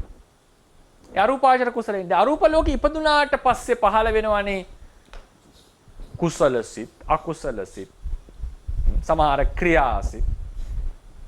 මේවා මේ රූප විරාග භාවනාවක් කරලා නැහැ නේ අකුසල. එහෙ ලෝභ මූල සිත පහළ වෙනවා ධානයේ කිරි. මොකක්වත් රූප විරාග භාවනාවක් නැහැ නේද? ඇයි මේ සිතට චිත්තජ රූප උපදවන්නට බැරි? ඔව්. මොන પરම්පරාවක්ද? ඒ සම්පතියක් නැහැ. අන්න හරි. කර්මජ සන්තතියක් නැති නිසා. කලින් ඉඳන් එන කර්මජ සන්තතියක් තියෙන්නට ඕනේ චිත්තජ රූප හට ගන්නට. මේකෙන් මොකද්ද මේ කියන්නේ? අපි කිව්වනේ ප්‍රධාන ජනක ප්‍රත්‍ය 4ක්. ඒ වුණාට තවත් ප්‍රත්‍ය තියෙන්න ඕනේ මේකට. චිත්තජ රූප උපදින්නේ නැත්තේ අරූප ලෝකේ. සමහරට සූම් එකට ඇහෙන්නේ නැති වෙයි. චිත්තජ රූප කියන්නම් ඒක අපෝ. චිත්තජ රූප අරූප ලෝකෙ උපදින්නේ නැත්තේ ඇයි? ඒ පසුසිත වලින් ඒ තක්වා මුලින් ඉඳන් පැවතෙන කර්මජ රූප සන්තතියක් නැති නිසා. කර්මජ රූප සන්තතියක් නැති නිසා. ඒ නිසා හටක් චිත්ත රූපේ හටගන්නේ සිතෙන්. නමුත් කර්මජ සන්තතිය බලපෑමක් තියෙනවා. දැන් මේවා එකතු කරගන්නවා අපි රූපය ගැන හිතනකොට මේ එකතු කරා. ඒකයි මම කිව්වේ නිතරම මේ රූප කලාප කියන එක අරගෙන මේ දෙකේ කිසි සම්බන්ධයක් නැති වෙනම නිකන් මේ ගල්ගෙඩි දෙයක් වගේ හිතන්න එපා. මේකේ කිසිම සම්බන්ධයක් නැහැ කියලා. මෙටල් ගොඩක තියෙන මේවා එකිනෙකට සම්බන්ධ නැහැනේ මෙටල් ගොඩ. ඒ වගේ එකක් නෙවෙයි මේ රූප කලාප කියලා කියන්නේ. කලින් එකේ සම්බන්ධය තියෙනවා පස්සේ හටගන්න එක.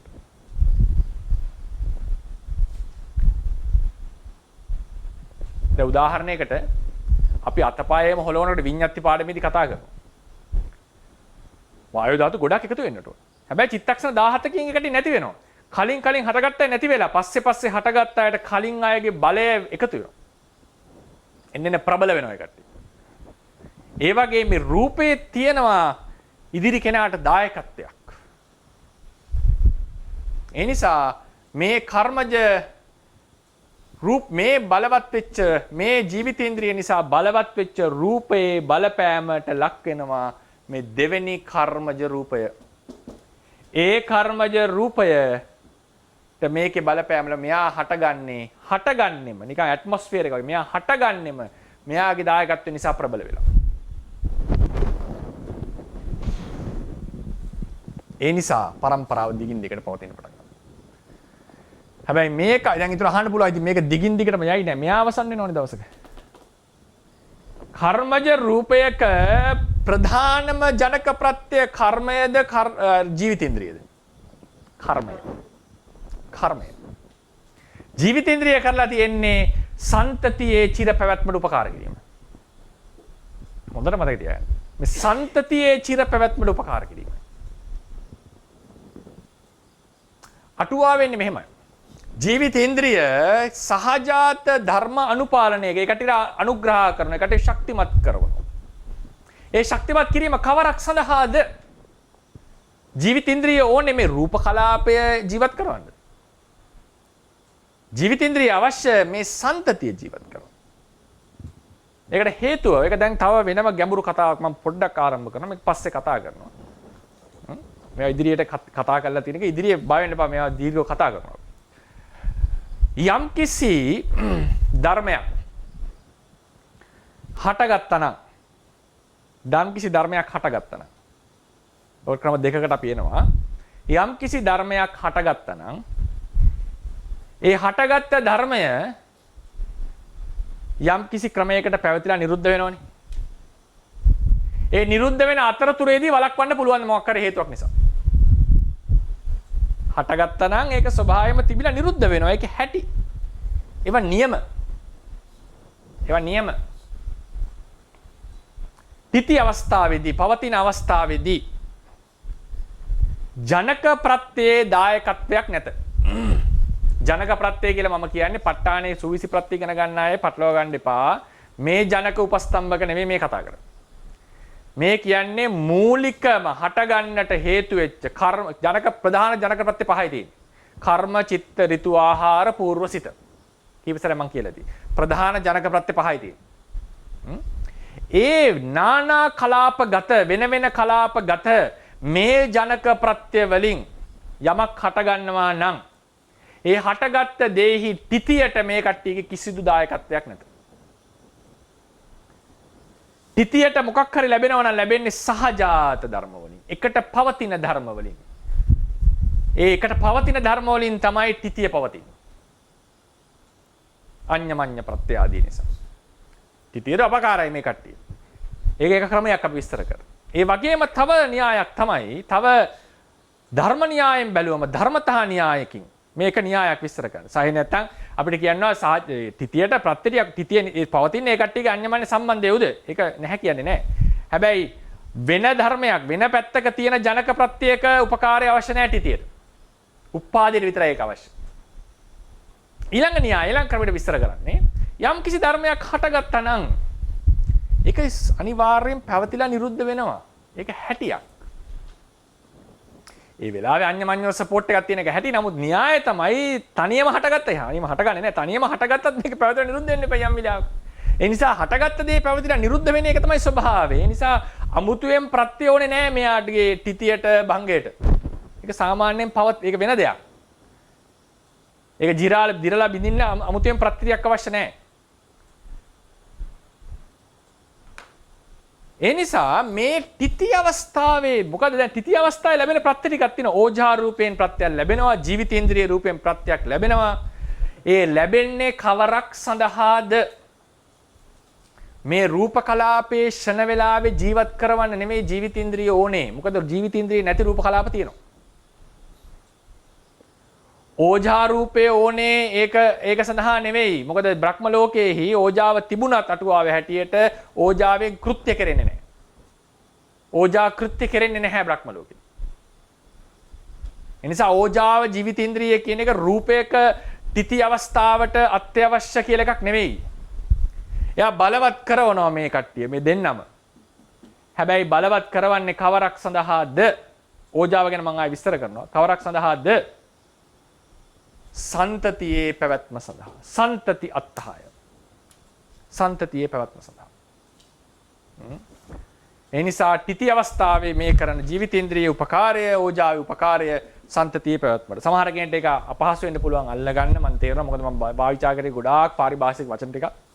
ඒක ඉදිරියේදී කතා කරනවා. අතිරේක තොරතුරක් ලෙස ගෙනාවේ. වැදගත් වෙන්නේ මේකයි. මම හිතනවා හැමෝටම පැහැදිලි වෙන්න ඇති කරුණ මොකද්ද?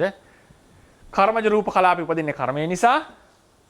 ඒකේ තියෙන ජීවිතේන්ද්‍රිය සතර මහා ධාතු සහ ඕජා රූපේ උපකාරය ලැබමින් පවතිනවා. ඒ අතරතුරේදී ජීවිතේන්ද්‍රිය ඒ සියලු රූප වලට උපකාර කරනවා. ඒක නිසා එයා ශක්තිමත් වෙනවා. ඒ ශක්තිමත් වීම නිසා පස්සේ හටගන්න කර්මය නිසා පස්සේ හටගන්න මේ රූප කලාප ශක්තිමත්ව හටගන්නවා. ඒක චිර කාලයක් පැවැත්වීම සඳහා තමයි ජීවිතේන්ද්‍රිය අවශ්‍ය දීර්ඝ වශයෙන් කතා කරලා තියෙනවා. මොකද හේතුව බ්‍රහ්මයන්ට දැන් එදා අපි කතා කරන්නේ කාය ප්‍රසාද තියෙනවද? බ්‍රහ්මයන්ට කාය ප්‍රසාදේ නැහැ. අපේ මුළු කයෙම කාය ප්‍රසාදේ තියෙනවා. කාය ප්‍රසාදේ තියෙන තැන ජීවිතේන්ද්‍රිය තියෙනවා. ඒ නිසා කාය ප්‍රසාදයේ ජීවිතේන්ද්‍රියනුත් ලොකු දෙයක් අපේ ජීවිතේට කරලා තියෙනවා. බ්‍රහ්මයන්ට කාය ප්‍රසාදේ නෑ. ඒ වෙනුවට තියෙන ජීවිත නවක කලාප හැමතැනම තියෙනවා. ඒ අනුපාලනය සිද්ධ කරන්නේ ජීවිත නවක කලාපවල. ඒ නිසා යමක ප්‍රකරණයේ හැම අර්ථ විවරණය කරනකොට යමකේ අර්ථ අහිඳිනකොට තේරවාද සම්ප්‍රදායත මේක තනිකර සම්ප්‍රදායතුලේ ඇහිඳිනකොට බ්‍රහ්මයන්ගේ රූපවල තමයි ජීවිත නවකේ ඇහිඳින්නේ. කාම ලෝකේ ඇහිඳින්නේ නෑ සාමාන්‍යයෙන්. ඇහිඳින්නේ නැහැ කියන්නේ නැහැ කියන එකට නෙවෙයි. ඒකට ඕනතරම් තොරතුරු තියෙන අටුවාවල තියනවා කියන එකට. දේශනාවිනුත් එක පැහැදිලි. ආයු කියලා කිව්වනේ. එතකොට ඒ ජීවිතේන්ද්‍රේ ජීවිත නවක කලාපේ තියෙනවා. නමුත් බ්‍රහ්මයන්ගේ ප්‍රකටයි අපේ ඒ ජීවිතේන්ද්‍රිය රූපයෙන් ඒ කාය ප්‍රසාදයේ තියෙන කාය දසක කලාපේ ජීවිතේන්ද්‍රිය රූපේනුත් ඒ දේ සිද්ධ කරන දේ බ්‍රහ්මයන්ට ජීවිත නවක කලාප තමයි හැමතැනම තියෙන්නේ. ඊළඟ එක තමයි බ්‍රහ්මයන්ගේ ශරීර වලට ඕජා රූපයෙන් උපස්තම්බනේ නැහැ. ඒ තනත් පුරවන්නේ මේ ජීවිත නවක ජීවිතේන්ද්‍රිය රූපයෙන්. ඒ නිසා බ්‍රහ්ම ලෝකවල ජීවිතේන්ද්‍රිය රූපය විශේෂයෙන් දක්වලා තියෙනවා. හැබැයි එකෙන් කියන්නේ කාම ලෝකයේ සත්‍යයන් තුර මේක නැහැ කියලා. මුළු ශරීරේ පුරාවටම කාම සත්‍යයන්ගේ ජීවිතේන්ද්‍රිය පැවතිලා තියෙනවා. ඊට පස්සේ ශාකවල ගත්තම තේරවාදයේ හැටියට ශාකවල තියෙන්නේ ඍතුජ પરම්පරා ඒ ජීවත් වීම පවතින්නේ ඒ විදිහටයි. ඉතින් අවසාන වශයෙන් ඒ ජීවිතේන්ද්‍රිය රූපය කියන එක ඒ අපේ රූපකය කර්මජ කලාප කර්මජ සම්තතිය දිගින් දිගට පවත්වමින් අනෙකුත් සියලු රූපවලටත් උපකාරයක් සිද්ධ කරමින් චිර කාලයක් පැවැත්වීම සඳහා උපකාර වෙන දෙයක් තමයි මේ ජීවිතේන්ද්‍රිය රූපය කියලා කියන්නේ. සාමාන්‍යයෙන් මේකට ඉංග්‍රීසියෙන් අපි කියන්නේ vitality කියලා.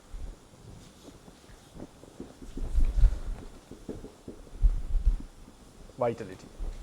මේක සාමාන්‍යයෙන් බටහිර දර්ශනවල ඔය ජීව විද්‍යාව දියුණු වෙනට කලින් සාමාන්‍යයෙන් vitality කියලා කොටසක් ගැන කතා කරනවා. ඒ කියන්නේ වෙනම බලයක් මේක ජීවත් කරවීමට අවශ්‍යයි කියන එක. අද ජීව විද්‍යාවෙත් මේ vitality කියන එක පිළිගන්නේ නැහැ. සියල්ල සෛලීය ක්‍රියාකාරීත්වයක් ඇතුව විස්තර කරනවා.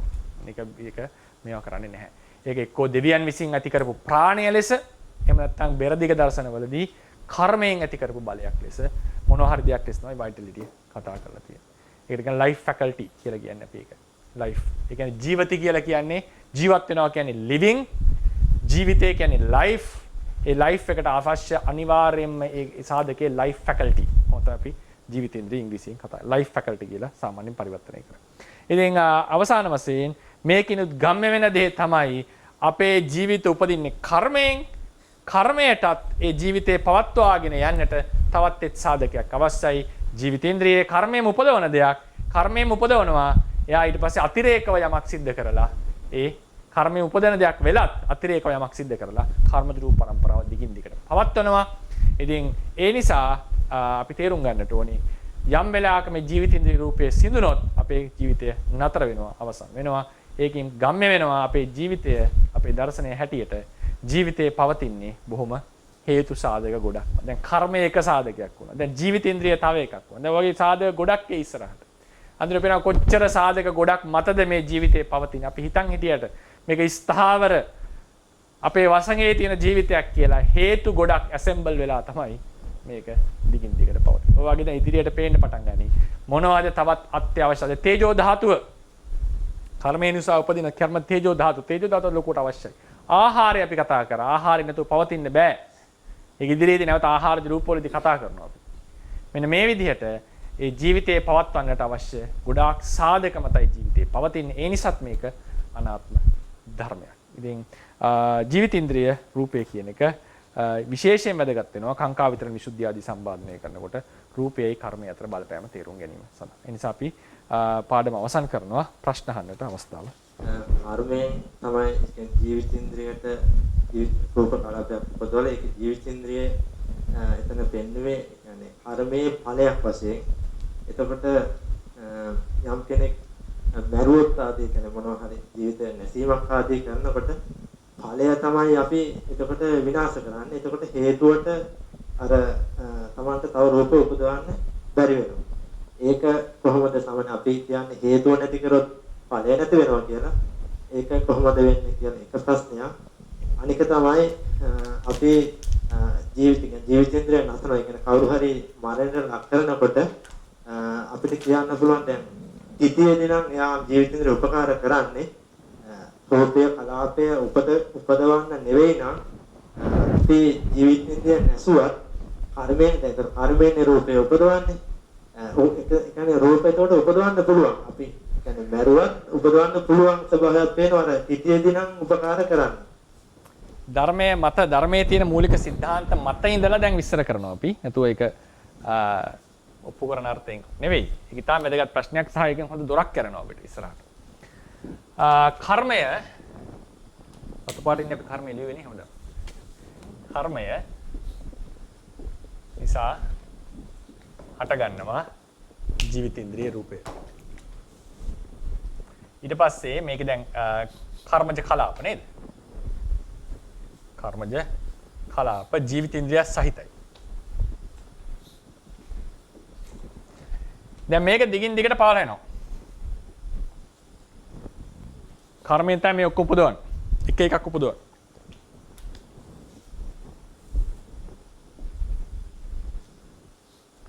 දැන් මේ ස්වයන්ාසය ඇහුවේ කර්මයෙන් නම් මේක ඉපදෙව්වේ.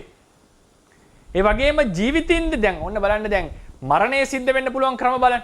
හදිස්සියේ කර්මයක් තියෙනවා ඒ කර්මය ප්‍රතිබාහනය කරනවා උපඝාතක කර්මයක තව කර්මයකින්. එතකොට මැරෙනවා ජීවිතින්ද උපදින්නේ නැහැ නිකන් මැරලා යනවා මිනිස්සු. ඔන්න කවුරු අපි මැරුවා කියන්නකෝ. මේ හැම මරණයක්ම අපේ పూర్ව කර්මයක් නිසාද? මිලින්ද ප්‍රශ්නේ හැටියට කර්මයේ සිද්ධ වියගේ ක්‍රම 8ක් තියෙනවා. එකක් තමයි పూర్ව කර්මය. පරූපඝාතය කියලා එකක් තියෙනවා. වෙන කෙනෙක්ගේ දුෂ්ට භව නිසා මැරෙන්න පුළුවන් අපි. යුද්ධකදී මැරෙන හැමෝම පෙර කර්ම නිසා නෙමෙයි. එහෙම නිසා අයත් ඉන්නවා. නැති අයත් ඉන්නවා. ඒ අනිත් සොල්දාදුවන්ගේ අනිත් ඒ යුද්ධ කරන යුද බටයන්ගේ කෲරත්වය නිසා මැරෙන අය අපි ඉන්නවා. දැන් එහෙම මරණයක් කියලා හිතන්නකෝ. ඒ මරණයක් එනකොට ඒ මිනිස්සයා අපේ කර්මයටද වහන්නේ ජීවිතේන්ද්‍රියටද පහර දෙන්නේ? ජීවිතේන්ද්‍රියට පහර දෙනවා. ජීවිතේන්ද්‍රිය නැසනවා. දැන් මොකද වුනේ? කර්මය තියෙනවා. ජීවිතේන්ද්‍රිය පරපුර දුර්වල වෙගෙන යනකොට එකපාර නතර වෙනව නෙවෙයි. දුර්වල වෙලා යනකොට මේකට පවත් ඒ කියන්නේ ජීවිතේන්ද්‍රිය නෙවෙයි ඇත්තටම නැසන්නේ ඍතුජ પરම්පරාව විනාශ කරනවා. ඍතුජ પરම්පරාවත් ඕනේ ජීවිතේන්ද්‍රියට තනියම ජීවිතේන්ද්‍රියට පවතින්න බෑ. ඍතුජ પરම්පරාවට තමයි මේ ප්‍රහාරය ලබා දෙන්නේ. ඒතර ජීවිතේන්ද්‍රියට පවතින්න බැරි වෙනවා. ජීවිතේන්ද්‍රිය පරපුර පවතින්න බැරි වෙනකොට කර්මය තිබුණත් ඔන්න පොයින්ට් එක. කර්මය තිබුණත් ඔහුට බෑ මේක දිගින් දිගට උපදවන්න. එහෙමනම් පහදිරින් දැන් කරුණ ජීවිතේන්ද්‍රියත් අත්‍යවශ්‍ය සාධකයක් කර්මජ රූප පවතින්නට. මේ සිද්ධිය හිතනකොට තමයි අපිට පැහැදිලි වෙන්නේ මේ සිද්ධිය මෙහෙම හිතනකොට අනිවාර්යයෙන් මේක අවශ්‍යයි. මෙහෙම නැතුව හිතනකොට අපිට හිතෙන්නේ ජීවිතේන්ද්‍රිය කර්මයට උපදවන්න පුළුවන් නේ මෙයා. එහෙම නැතිනම් අවශ්‍ය වෙන්නේ නැහැනේ ජීවිතේන්ද්‍රියක් කියලා ප්‍රශ්න එනවනේ. ඒ නිසා මම කිව්වේ සොයන්නාසි දීපු ප්‍රශ්නෙන් දොරක් කරුණා. ඒ මාත් හිතලා තිබ්බ නැති එක. එතකොට දොර ඇරෙන්නේ කොහොමද? මෙතන ජීවිතේන්ද්‍රිය නැසෙනකොට කර්මය ඇති කල්හිත් මේක පහළ වෙන්න බෑ කියලා කියන්නේ මොකද එයින් අදහස් වෙන්නේ? ජීවිතේන්ද්‍රිය අවශ්‍යයි මේක දිගින් දිගට යන්නට. ජීවිතේන්ද්‍රිය සම්පතියක් අවශ්‍යයි. සම්පතිය අවශ්‍යයි. කර්මජ සම්පති ශීර්ෂය කියලා කිව්වා අපි ඒක. මේක දිගින් දිගට යන්නට අපිට අවශ්‍ය වෙනවා. ඒතර ඒක අවස්කාරයනේ මරණ සත්‍ය. ඉවරයි කර්මයෙන් අවසන්. ඒක විපාක දෙන්නේ නැහැ ප්‍රතිසන්දි දෙන්නේ නැහැ ඒක. බෑනේ මේකේ උපකාරයක් ඕනේ. උපදවන්න ඔව් මේ උපදින්නට මෙයා මේ කලින් එකේ උපකාරය ඕනේ.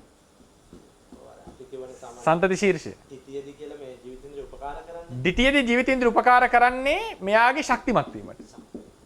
නැත්නම් උපාදයේදී ජීවිතේන්ද්‍රිය ලොකු උදව්වක්. නෑ. උපාදේ කියන්නේ මෙයාගේ උපාදයට අවශ්‍ය නෑ. මෙයා ජීවිතේන්ද්‍රිය මේක ශක්තිමත් කිරීම නිසා මේ නිසා මෙයාගේ උපාදයට අවශ්‍ය වෙනවා. ඒ කියන්නේ ඇයි හේතුව ජීවිතේන්ද්‍රිය කරේ මෙයාව ශක්තිමත් කරපු එක. මේ රූප ටික මේ කලාපේ ශක්තිමත් වුණාම මේ හටගන්න එකට මේ ශක්තිමත් භාවය වැදගත්. එහෙම නැතු මේ ජීවිතේන්ද්‍රිය මේකට ඩිරෙක්ට් උපකාර කළාවත් මේ ජීවිතින්ද්‍රිය මෙයාට උපකාර කළාවත් නොවේ. ආ සිඳිනවා කියලා මේක සිඳින්න බෑ. මේක ටිටියේදී සිඳිනවා කියලා එකක් නැහැ. වෙන්නේ අපි ඍතුදි රූප වලට බලපෑම් කරනවා. මෙයාගේ බ්ලඩ් ඔක්කොම මේවට බලපෑම් වෙනවා. ඊට පස්සේ මෙයා එන්න මේ කට්ටියට බලපෑම් වෙලා මේ කට්ටිය දුර්වල වෙනවා.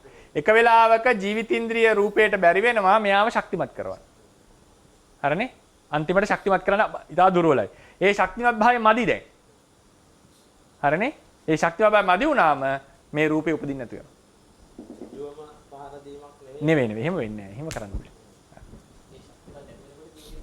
ජීවිත ශක්තිමත් නැති වුණානේ. ඒතකොට ඊළඟ උපදින්න එක නැති උපදින්න නැතු වෙනවා. ඒ කියන්නේ මරණය.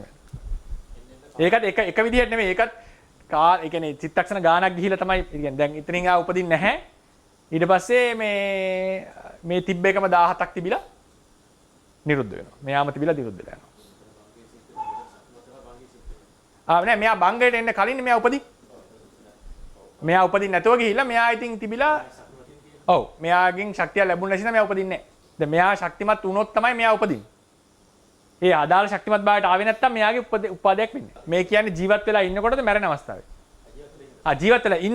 ජීවත් වෙලා ඉන්නකොට මෙයා දැන් මෙයා චිත්තක්ෂණ 17ක් තියෙනවනේ. මෙයා හට ගන්නකොටම මෙයාගේ උපකාරය නිසා බලවත්ව හටගන්න. මේක නියුදින් පස්සේ අතර. චිත්තක්ෂණ 17ක් ගිහිල්ලා. ඒතර මෙයා හටගෙන ඉවරයි. මෙයා බලවත්ව හටගෙන. ඊට පස්සේ මෙයා නිසා මෙයා එසා දෙන්නම නිසා මේක පසු ඒවට බලපාන.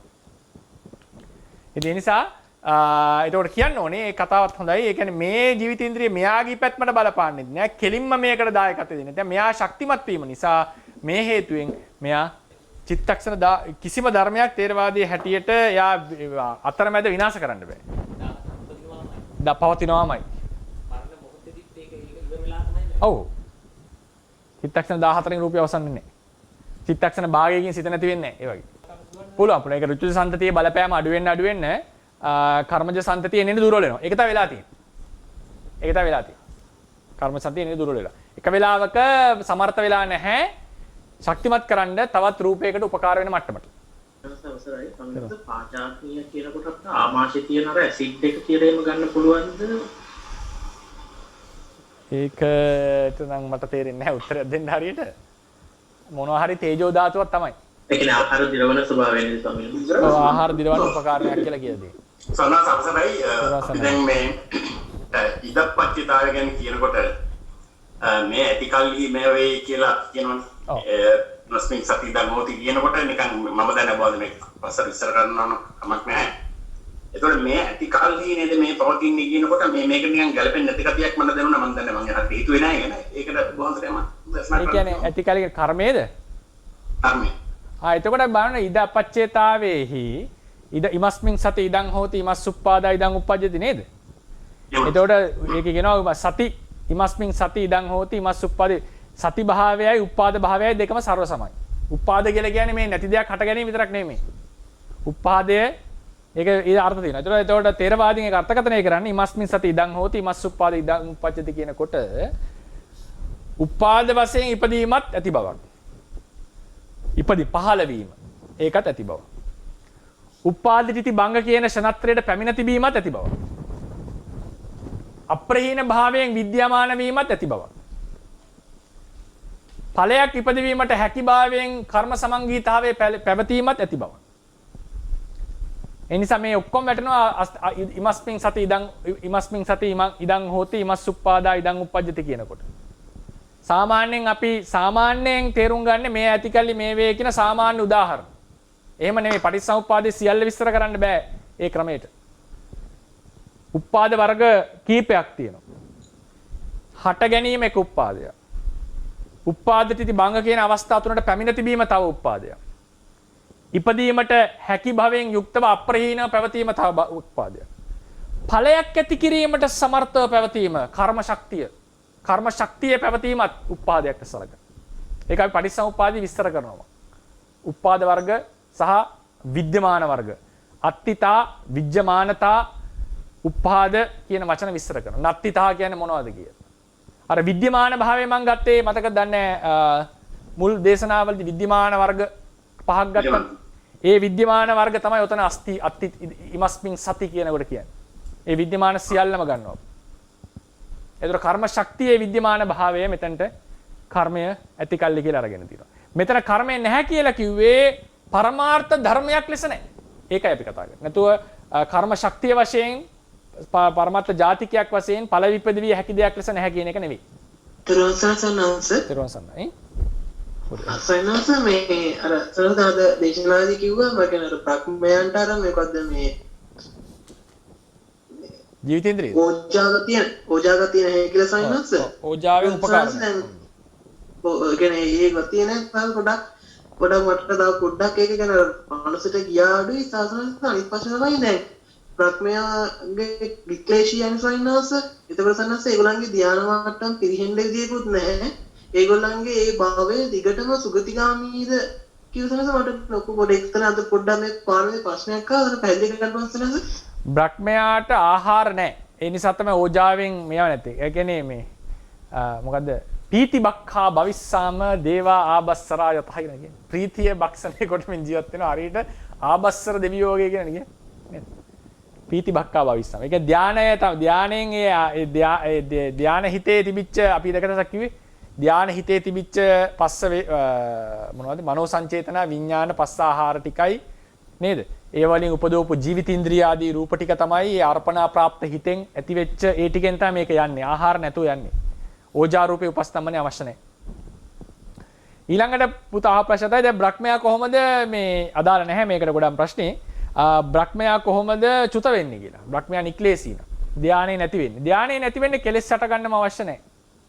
එකක් තමයි ධානය නැති වෙන්න පුළුවන් භාවනා නොකර ඉඳීම. භාවනා නොකිරීමෙන් ධානය නැති වෙන්න පුළුවන්. හුරු නැතිවීම නිසා. වැඩිපුර වැඩ වැඩි මේකට කිච්ච පසුත භාවයෙන්. ආර්ය ශ්‍රාවකේට ධානය නැති වෙන්නේ නැහැ සාමාන්‍යයෙන් නීවරණයක්. කෘත්‍ය පසුත භාවයෙන් නැති වෙන්න පුළුවන්. ඒ නිසා උන්නාභ සූත්‍රයේදී කිව්වේ බැරි වෙලා හරි මේ උන්නාභ සෝවාන් වෙලා ඉන්නේ මේ වෙලාවේ මේ අවස්ථාවේ ඉමස්මින් ඒව කාලේ කාලංකරීය. මේ කාලේ කාලං කරොත් එයා නැවත නොයන අනාගාමී පුද්ගලයෙක් බවට පත් වෙනවා. එයා කෙලින්ම එහෙ පිරිනමන. ඒකට හේතුව එයා ධානලාභීව සෝවාන්ලා හිටියේ. දේශනාවෙම කියනවා මෙයා සෝවාන් උනේ කියලා කියනවා. තින්නං සංයෝජනානම් පරික්ඛයා කියලා විස්තර කරනවා. ඊට පස්සේ කියනවා හැබැයි බැරි වෙලා හරි මෙයා දැන් මැරුණොත් මෙයා අනාගාමී උප්පත්තියක් ලබන්නේ කියලා අනාගාමීයෙකුට කියන වචන ටික කියනවා. හැබැයි වචනයක් දානවා මේ කාලෙහි කාලක්‍රියා කරොත්. අනාගාමීන්ට එහෙම නෙමෙයි කියන්නේ කොයි කාලක්‍රියා කරොත්. ඒකට හේතුව යා ධානලාභීව හිටපු බව. ඒකෙන් අදහස් කරනවා හැබැයි ධානයෙන් පිරිහෙන්නට පුළුවන්. ඒ පිරිහීම වර්ග දෙකක් තියෙනවා. කෙලෙස් ඉපදිලා පිරිහීම, කෘත්‍ය පසුත වශයෙන් පිරිහීම. ඒ කියන්නේ භාවනා නොකිරීම නිසා, කාර්ය බහුල වීම නිසා, ලෙඩ වීම නිසා භාවනා කරගන්න බැරි වෙලා. ගෝධික ස්වාංශයට වගේ. එයාන පුතුක්ජනෙක් ඒ වෙලාවේ උන්වහන්සේ නම. ආර්යයන් වහන්සේට එහෙම පිරෙහෙන්න පුළුවන්. බ්‍රහ්මයන්ට ධ්‍යාන පිරෙහෙන්න පුළුවන්. නීවරණ ඉපදිලා පිරෙහෙන්නේ නැහැ. භාවනා නොකිරීමෙන් පිරෙහෙන්න පුළුවන්. බ්‍රහ්ම භාවනා කරනවා. ඒක මත දෙකක් තියෙනවා. උපපත්ති සිද්ධ ධ්‍යාන, ඒ කියන්නේ උපපත්තියේම ධ්‍යාන තියෙනව නැද්ද කියලා සාමාන්‍යයෙන් පෞද්ගලිකව මට තේරෙන විදිහට උපපත්තියෙන් ධ්‍යාන තියෙනවා ඒකට. එහෙම නැති වුණොත් එහෙම ඒකට අරූප ලෝකයේහි සමහර ධ්‍යාන තියෙන්න බෑ බ්‍රහ්මයන්ට. සමහර බ්‍රහ්මයන්ට. මොකද පිළිවෙලට එන්න බැරි නිසා. ඒක පස්සේ අපි සාකච්ඡාවට ගමු. ඊළඟට ඒ ධානලාභී උප්පත්තියෙන් මේ කට්ටිය. ඒකට කියන උපපත්ති සිද්ධ ධානය කියලා සමහර ආචාර්යවරු හඳුන්වලා තියෙනවා. උපපත්ති සිද්ධ ධානය. ඒක ධානය තියෙන උපතින්ම. ධානයට සමාදින්න පුළුවන්. හැබැයි භාවනා නොකරින් පිරෙන්න පුළුවන්. ඊළඟ එක තමයි හොඳම උදාහරණේ අග්ගඤ්ඤ සූත්‍රය. බ්‍රහ්ම ලෝකයෙන් කොහොමද මනුස්ස ලෝකයට ආවේ? කැමැත්තක් ඇති වුණානේ. නිකාන්තියක් තියෙනවා. බ්‍රහ්මයා ධානය උපදවලා යටපත් කළ හිටියට කාමරාගය දුරු කරලා නැහැනේ. ඒ නිසා ගොඩාක් කල් බ්‍රහ්ම ලෝකෙ ඉන්නකොට නැවත කාම ලෝකෙට එන්න ඡන්දය ඇති වෙනවා. ඒක නීවරණයක් නෙවෙයි. ඒක නිකාන්තියක්. කාමයට බර බවක් හිතට කැමැත්තක්. නීවරණ හට ගන්නවා කියන්නේ ධාන බ්‍රහ්ම ලෝකෙ. ඒ නිකාන්තිය හේතු වෙනවා බ්‍රහ්ම ලෝකේ මනුස්ස ලෝකෙට කාම ලෝකෙට උප්පත්තිය ලබන. මතක තියාගන්න කාම ලෝකයේ ඉන්න කෙනෙක් වුණත් ධාන ලැබලා හිටියත් කැමැත්ත තියෙනවා නම් මනුස්ස කාම ලෝකෙ උපදින්නට පුළුවන්. බ්‍රහ්ම ලෝකේ නෑ. නිකාන්ති. ඒ වගේ ඒක ප්‍රබල නිකාන්ති. ඒක ආර්ය ශ්‍රාවකයන්ට එන්නේ නැහැ කියලා කියන්නේ. පෘථග්ජන බ්‍රහ්මයන්ට ඒක ඇවිල්ලා කාම ලෝකෙට එන්නේ. ඒ නිසා තමයි ආබස්සර අග්ගඤ්ඤ සූත්‍රයේදී බ්‍රහ්ම ලෝකෙන් චුත වෙලා කාම ලෝකෙට ඇවිල්ලා එන්නේ ඒ කැමැත්ත තිබිච්ච නිසා. ඒ නිසා ওই ක්‍රම දෙකටම බ්‍රහ්මයෝ එහෙන් චුත වෙලා මෙහෙට එන්නට පුළුවන්. ගෞරවනීය ස්වාමීන් වහන්සේ තෙරුවන් සරණයි. තෙරුවන් සරණයි. මේ අපේ හඳුරන්නේ පොඩ්ඩක් පැහැදිලි කරලා දෙන්න පුළුවන්ද දැන් මිනිස්සු ඇරුණාම තිරිසන් සත්තුන්ගේ චුතිසිතයක් හට ගන්නවද කොහොමද ඒ සිත හටගන්නේ චුතිසිත කියලා කියන්නේ යම් කිසි භවයක අවසාන සිත. ඉතින් කවුරු හරි මැරෙනවා නම් චුතිසිතක් තියෙන්න මෙපේ. තිරිසන් සත්තුන්ගේ එතකොට අපේ හඳුරන්නේ ඉතින් තිරිසන් සතා මැරෙනව නේද මහත්මයා? එහෙමයි ඉතින් තිරිසන් සතා මැරෙනකොට පහළ වෙන අන්තිම සිත තමයි චුතිසිත. එතකොට තිරිසන්ට හිතක් නැහැ කියන්න බෑ නේද අපේ හඳුරන්නේ නෑ. තේරවාදී හැටියට තියෙනවා. අම්මේ තියෙනවා. ඒක පල් හැටියට සමහර දර්ශන හැටියට මහත්මයා තිරිසන් සතාට එහෙම නෑ. ඒ කියන්නේ යා සතෙක් කියලා ගන්නෙ නැහැ ඒ කට්ටිය. ඒ කතාව හරි. ඒක ටිකක් අර අපිට ඒක මේකක් වෙනවා මොකද සාමාන්‍යයෙන් බෞද්ධ දර්ශනය හැටියට තිරිසන් සතා කියන ඕන සතෙක්ට සිතක් තියෙනවනේ. අසඤ්ඤ සත්ත්වයේ ඉන්න සතෙක් හැර අනිත් හැමෝටම සිත කියලා එකක් තියෙනවා මහත්මයා. ඉතින් ඒ නිසා ඒ තිරිසන් සතා අපි තු ගැඩවිලෙක් කියලා පණුවෙක් කියලා හිතන්නකෝ. ඊට පස්සේ දැන් උතන ප්‍රශ්නයක් එන්න පුළුවන් ওই බැක්ටීරියා වගේ සත්තුන්ට හිත තියනවද නැද්ද කියන එක. ඒක මට විසඳන්න තේරෙන්නේ නැහැ. ඒක අපි පිමින් සැරේ ඒක විසඳ ගන්නට ඕනේ ගොඩාක් කරුණු කාරණා සාකච්ඡා කරලා.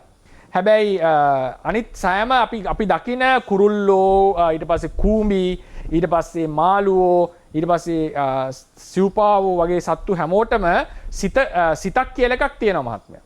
එතකොට දැන් උදාහරණයකට දැන් ඒකේ ඒ සිත තියෙන එක දැන් අපි තේරුම් ගන්න නම් කවුරු හරි උත්සාහ කරන්නේ අපි හිතමුකෝ දැන් අපිට සිත වැටහෙන්නේ නැහැ කියලා. දැන් ඇත්තටම ප්‍රශ්නයක් තියෙන්න පුළුවන් තිරිසන් සතාට සිතක් තියෙනවද කියලා. එතකොට මහත්මයා ප්‍රශ්නේ එනවා ඇත්තේ සමහර විට සිතේ උසස් භාවයේ මත. ඒක වැදගත්. සිතේ උසස් භාවයේ මත සිත තිබෙනවාද කියලා ගත්තොත්. දැන් අපි දන්නවා මිනිස්සෙක්ගේ තියෙන්නේ මනස උසස් මනසක්. නේද? උසස් මනසක් තියෙන නිසා අපිට පෙවුරුවන් එනවා අපිට අපි ගැන හැඟීමක් තියෙනවා අපි කරපු ක්‍රියාවන් ගැන හැඟීමක් තියෙනවා මේ වගේ ඒකේ තියෙනවා යම් අපිට පුළුවන් අපි හිතමුකෝ වෙන කෙනෙක් ගැන හිතලා කටයුතු කරන්න පුළුවන් ආවාහ විවාහ වෙනවා අපි යුතුයකම් ඉෂ්ට කරනවා කියලා දිනවා මේ සියල්ලම උසස් මනසක ලක්ෂණ. තිරිසන් සතාට මේක නැහැ. උසස් භාවයේ නැහැ. හැබැයි බලන්න හොඳට කල්පනා කරන්න අපි හිතමුකෝ සුනකයෙක් කියලා. මේ සුනකයාට අපි ගැහුවොත් ඌ නැට්ට කනාගෙන ඉන්නේ නැන්නේ. ඌ දුවනවානේ. ඌට වේදනාව වෙනවා. ඌ කෑ ගහනවා. දැන් හිතන්න බලන්න කූඹියෙට එහෙම අපි මොනවා හරි සද්දයක් දැන් මේවා කරොත් එහෙම ළඟට ඒ කට්ටිය බයේ හිට මේට දුවනවානේ. ඒතර මේ හැඟීම් කියන ඒවා ඒ කට්ටියට තියෙනවා. උසස් මනස නැති බව ඇත්ත. නමුත් මහත්මයා හැඟීම් කියන ඒවා තියෙනවා. හැඟීම් කියන ඒවත් හටගන්නේ අපේ හිතේ. අපි වගේම මව් අම්මා කෙනෙක් වගේම බැල්ලියක් කියලා ගත්තම ඒ ස්ත්‍රී සුනකයෙක් ගත්තොත් බැල්ලියක් ගත්තොත් ඒ තමන්ගේ පැටවුන්ට හරි ආදරේ නැති වෙනකොට හරි දුකයි. මේ හැඟීම් ටික ඒ සත්වයාටත් තියෙනවා. ඉතින් ඒ නිසා ඒ තුලින් අපි තේරුම් ගන්නට ඕනේ කරුණ තමයි උසස් භාවය කියලා එකක් නැහැ. උසස් භාවයක් නැහැ එතන. නමුත් හැඟීම් කියන කොටස තියෙනවා. මම හිතනවා ඒක පැහැදිලි වෙනවා කියලා. හැඟීම් කියන එක තියෙනවනේ.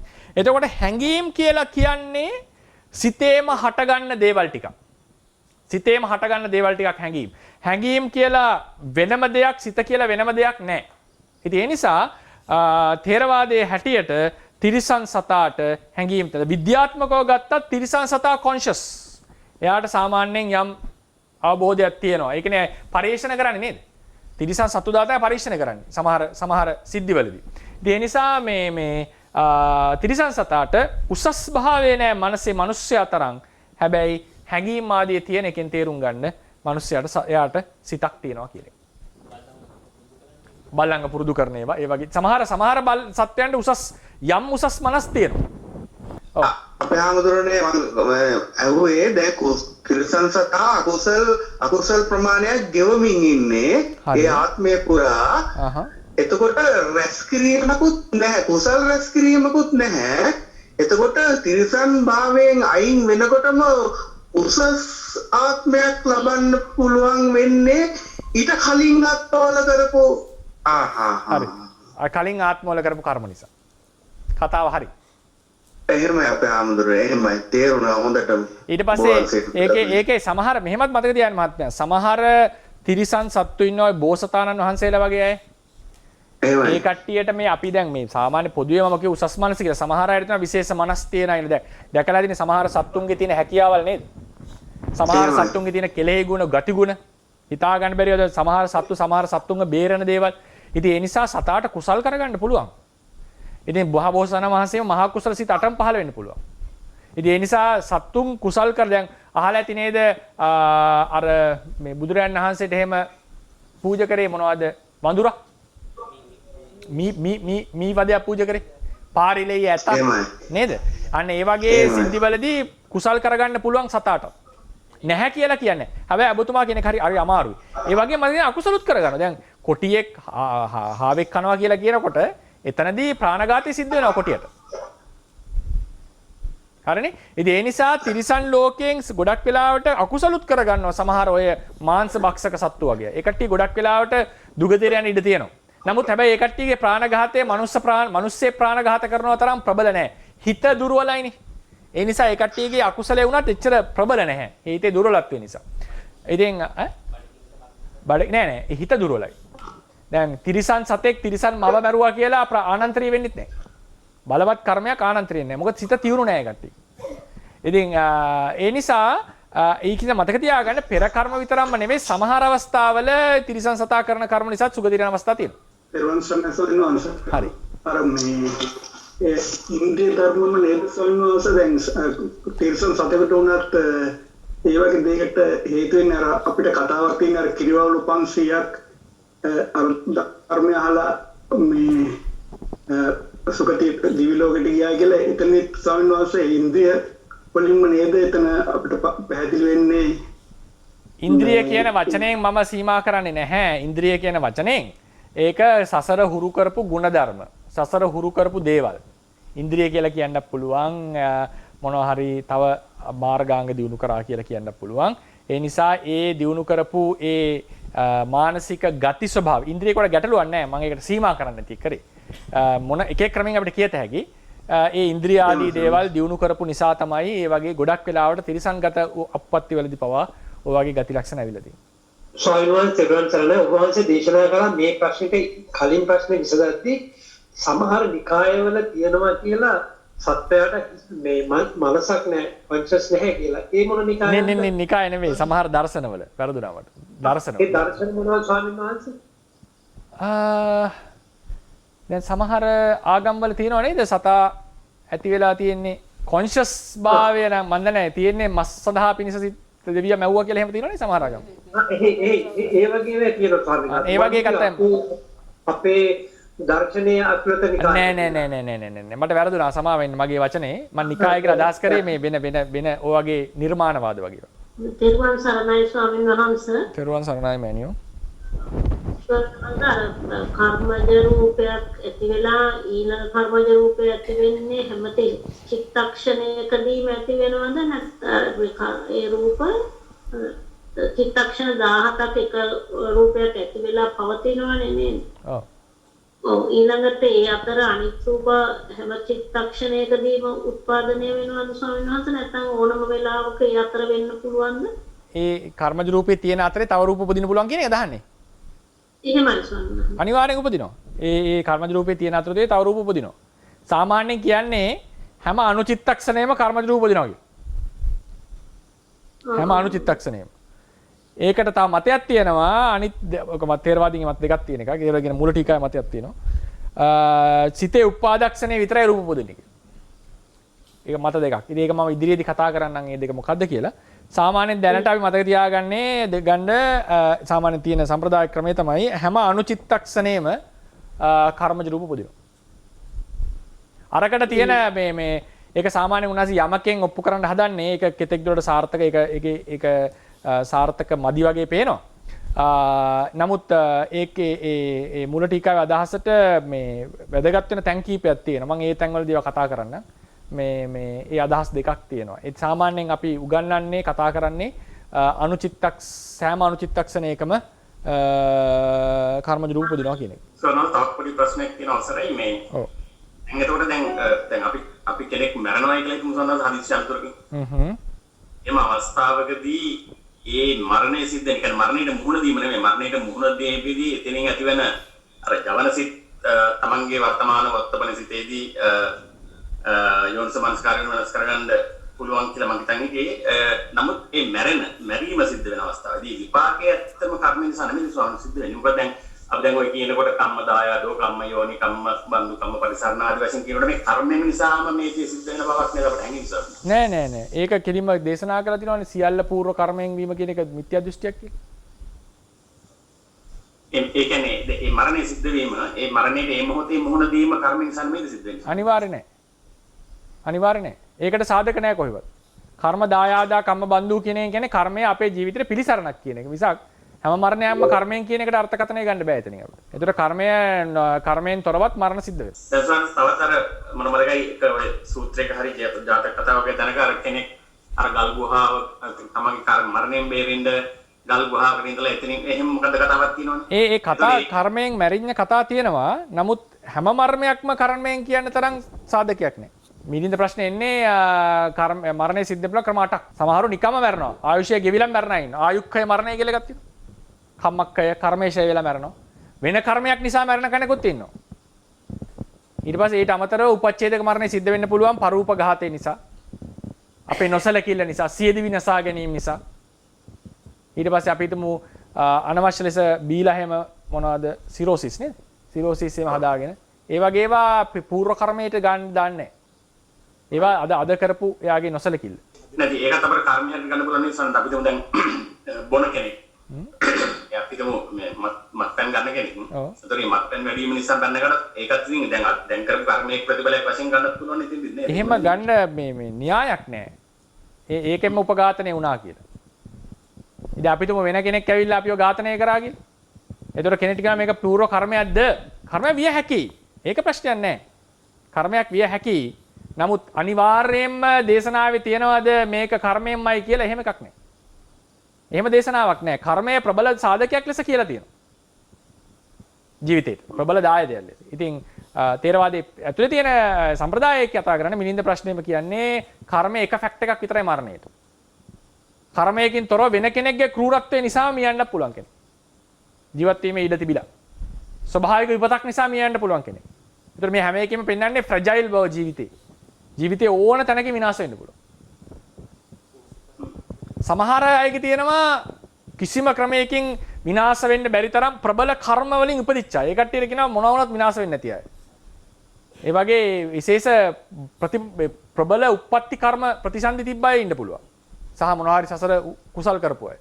ඒ බුදුරණස් කියනනේ තථාගතයෝ කවදාවත් පරූපක්‍රමයෙන් මියන්නේ නැහැ කවදාවත් කියලා. ඒ වගේ තියෙන්න පුළුවන්. ස්වාමීන් තරණයි. ඔව්. මිලින්ද ප්‍රශ්නය කොහොමද ස්වාමීන් වහන්සේ ත්‍රිපිටකයට මිලින්ද හාමුදුරුවෝ මේ නාගසේන මහරහතන් වහන්සේ බුද්ධ කාලයෙන් පස්සේ කෙනෙක් නේද ස්වාමීන් වහන්සේ? ත්‍රිපිටකයට ඇතුළත් කරලා නැහැ මිලින්ද ප්‍රශ්නේ නේද? ත්‍රිපිටකයේ සංයුක්ත නිකායේද මොකද මිලින්ද පඤ්ඤා කියලා එකක් තියෙනවා ස්වාමීන් වහන්සේ. මේ ඇප් එකේ. ඒ ඇප් එකේ. එහෙම ඇප් එකේ තියෙන. ඉතින් ඒක ත්‍රිපිටකයට ඇතුළත් කළා නැහැ. ඉතින් ඒක හැටියට පේටකෝප ඒක බුරුමේදී 6 වෙනි සංගායනාවේදී ඒක සංග්‍රහ කරා කියලා කියන එක සංග්‍රහ කරලා තියෙනවා පොත මම දන්න තරමින්. ඒක සංගායනට ලක් කරලා තියෙනවා. පේටකෝපදේශයයි ඊට පස්සේ නෙත්ති ප්‍රකරණයත් අරගෙන තියෙනවා. ඉතින් ඔය සාමාන්‍යයෙන් ඇප් එකේ බලනකොට ඔය 18ම තියෙනවා පොත්. කුද්දක නිකාය පොත් 18ක්. බුද්ධඝෝසානස කියන්නේ කුද්දක නිකාය පොත් 15යි කියලා. ඒ නිසා සාමාන්‍යයෙන් අපේ බුද්ධ ජයන්තියේ නෙත්ති ප්‍රකරණයයි පේටකෝපදේශකයි මුද්‍රණය කරලා තියෙන ත්‍රිපිටක පොතක් ලෙස. නමුත් ඒක අපි සාමාන්‍යයෙන් ඇතුළත් කරන්නේ 15යි. බුරුමේ කියලා කියන්නේ මේ ඒ චට්ට සංගායනාවෙන් පස්සේ මිලින්ද ප්‍රශ්නයක් තියෙනවා. මම දන්නේ නැහැ චට්ට සංගායනා දෙක තීරණය කරාද නැද්ද කියලා. සාමාන්‍යයෙන් මේ 18ම ඉතින් එතන ත්‍රිපිටකයේ ලෙස දැක්වලා තියෙනවා ඒ ඇප් වල එහෙම. ඒ මේවල. එහෙම නැතුව මේ ඒක ඊට පස්සේ එක තමයි බුද්ධ දේශනාවක් වෙන්නම අවශ්‍ය නැහැ ත්‍රිපිටකයට ඇතුළත් වෙන්න. බුදුරජාණන් වහන්සේගෙන් පස්සේ කාලේ වෙච්ච කතා ඊට පස්සේ දේශනා ශ්‍රාවක භාසිත අශෝක අධිරාජ්‍යයාගේ කාලේ වෙච්ච සමහර කතා ප්‍රවෘත්ති පේතවත්තු එහෙම තියෙනවා. පළවෙනි සංගායනාවයි දෙවෙනි සංගායනාව අතර වෙච්ච කතා තියෙනවා. 2යි 3යි අතර වෙච්ච ඒවා තියෙනවා. අවසර අපේ හඳුරන්නේ. දැන් ජීවිතයක පළවෙනි ප්‍රතිසන්දි කර්මජ රූපය. ඒක ඇතිවීම සඳහා ජීවිතේන්ද්‍රිය රූපේ බලපෑමක් නැති වගේ නේද දේශනා වුනේ. ඔව් පේන්නේ එහෙමනේ. ඔව් වෙන්න බෑ. ඔව්. එහෙමනම් එතනදී අර බුදුරජාණන් වහන්සේ ඒක විස්තර කිරීමේදී ඔක්කාන්තික්කනේ කියන නම් වචනේ භාවිත කරමින් නේද ඒක විස්තර කළ වෙලා තියෙනවා. ඔක්කාන්තික්කනේ නාම රූපං අඤ්ඤමඤ්ඤං නිස්සේ පච්චේන පච්චෝ වගේ තැනකදී. එතනදී ජීවිතේන්ද්‍රියේ කාර්යභාරය ඒ ඔක්කාන්තික්කනේ වචනේ හරහා නාම ධර්මයට පැටවිලා තියෙනවා. නෑ. ඒක පොඩ්ඩක් විස්තර කරලා දෙන්නද කියමු. එතන ඔක්කාන්තික්කනේ නාම රූපං අඤ්ඤමඤ්ඤං නිස්සේ පච්චේන පස්සේෝනේ නේ. එතනදී හදේ වස්තු රූපය තමයි ප්‍රත්‍ය වෙන්නේ ප්‍රතිසන්දි සිතටයි ඊට පස්සේ චෛතසික වලටයි. ප්‍රතිසන්දි චිත්තයිසික ධර්මයෝ ඒ කර්මජ රූප සමූහයටම ප්‍රත්‍ය වෙනවා. ජීවිතේන්ද්‍රිය ඇතුළත්. ජීවිතේන්ද්‍රියෙන් කෙලින්ම ප්‍රත්‍යක් නැහැ. මොනවද මේ නාම ධර්ම සමූහයට. පඨවි ධාතුයෙන්වත් නැහැ ඒකේ තියෙන. ඒකේ තියෙන හදේ වස්තු රූපය කියලා එකක් තියෙනවනේ. හදේ වස්තු රූපය කියලා. ඒක තමයි ඒ නාම රූප නාම චිත්තචෛසික වලට නිස්සය භාවයෙන් උපකාර වෙන්නේ. ඊට පස්සේ වස්තුවක් ලෙස. ඒ නාම ධර්මයෝ හටගත්තේ නැත්තම් අර ඒ රූප කලාප ගොඩම ඒ රූප කලාප වර්ග තුනම හට ගැනීමක් වන්නේ නැහැ. ඒ නිසා නාමයෙන් ලැබෙනවා එතන අඤ්ඤමඤ්ඤ ප්‍රත්‍යයේදී ලැබෙන්නේ නාමයෙන් හදේ වස්තුවටත් හදේ වස්තුවෙන් නාමයටත්. ඒ තමයි අඤ්ඤමඤ්ඤ කියලා වචනේ ගත්තොත්. නැත්තම් සාමාන්‍යයෙන් එතන ගත්තම ඒ නාම ධර්ම සමූහයෙන් ඒ කර්මජ රූප සමූහේ පිණ්ඩයටත් ඒ කර්මජ රූප අතුරෙන් හදේ වස්තු රූපේ නාම ධර්ම සමූහයටත් විතර ලැබෙන්නේ.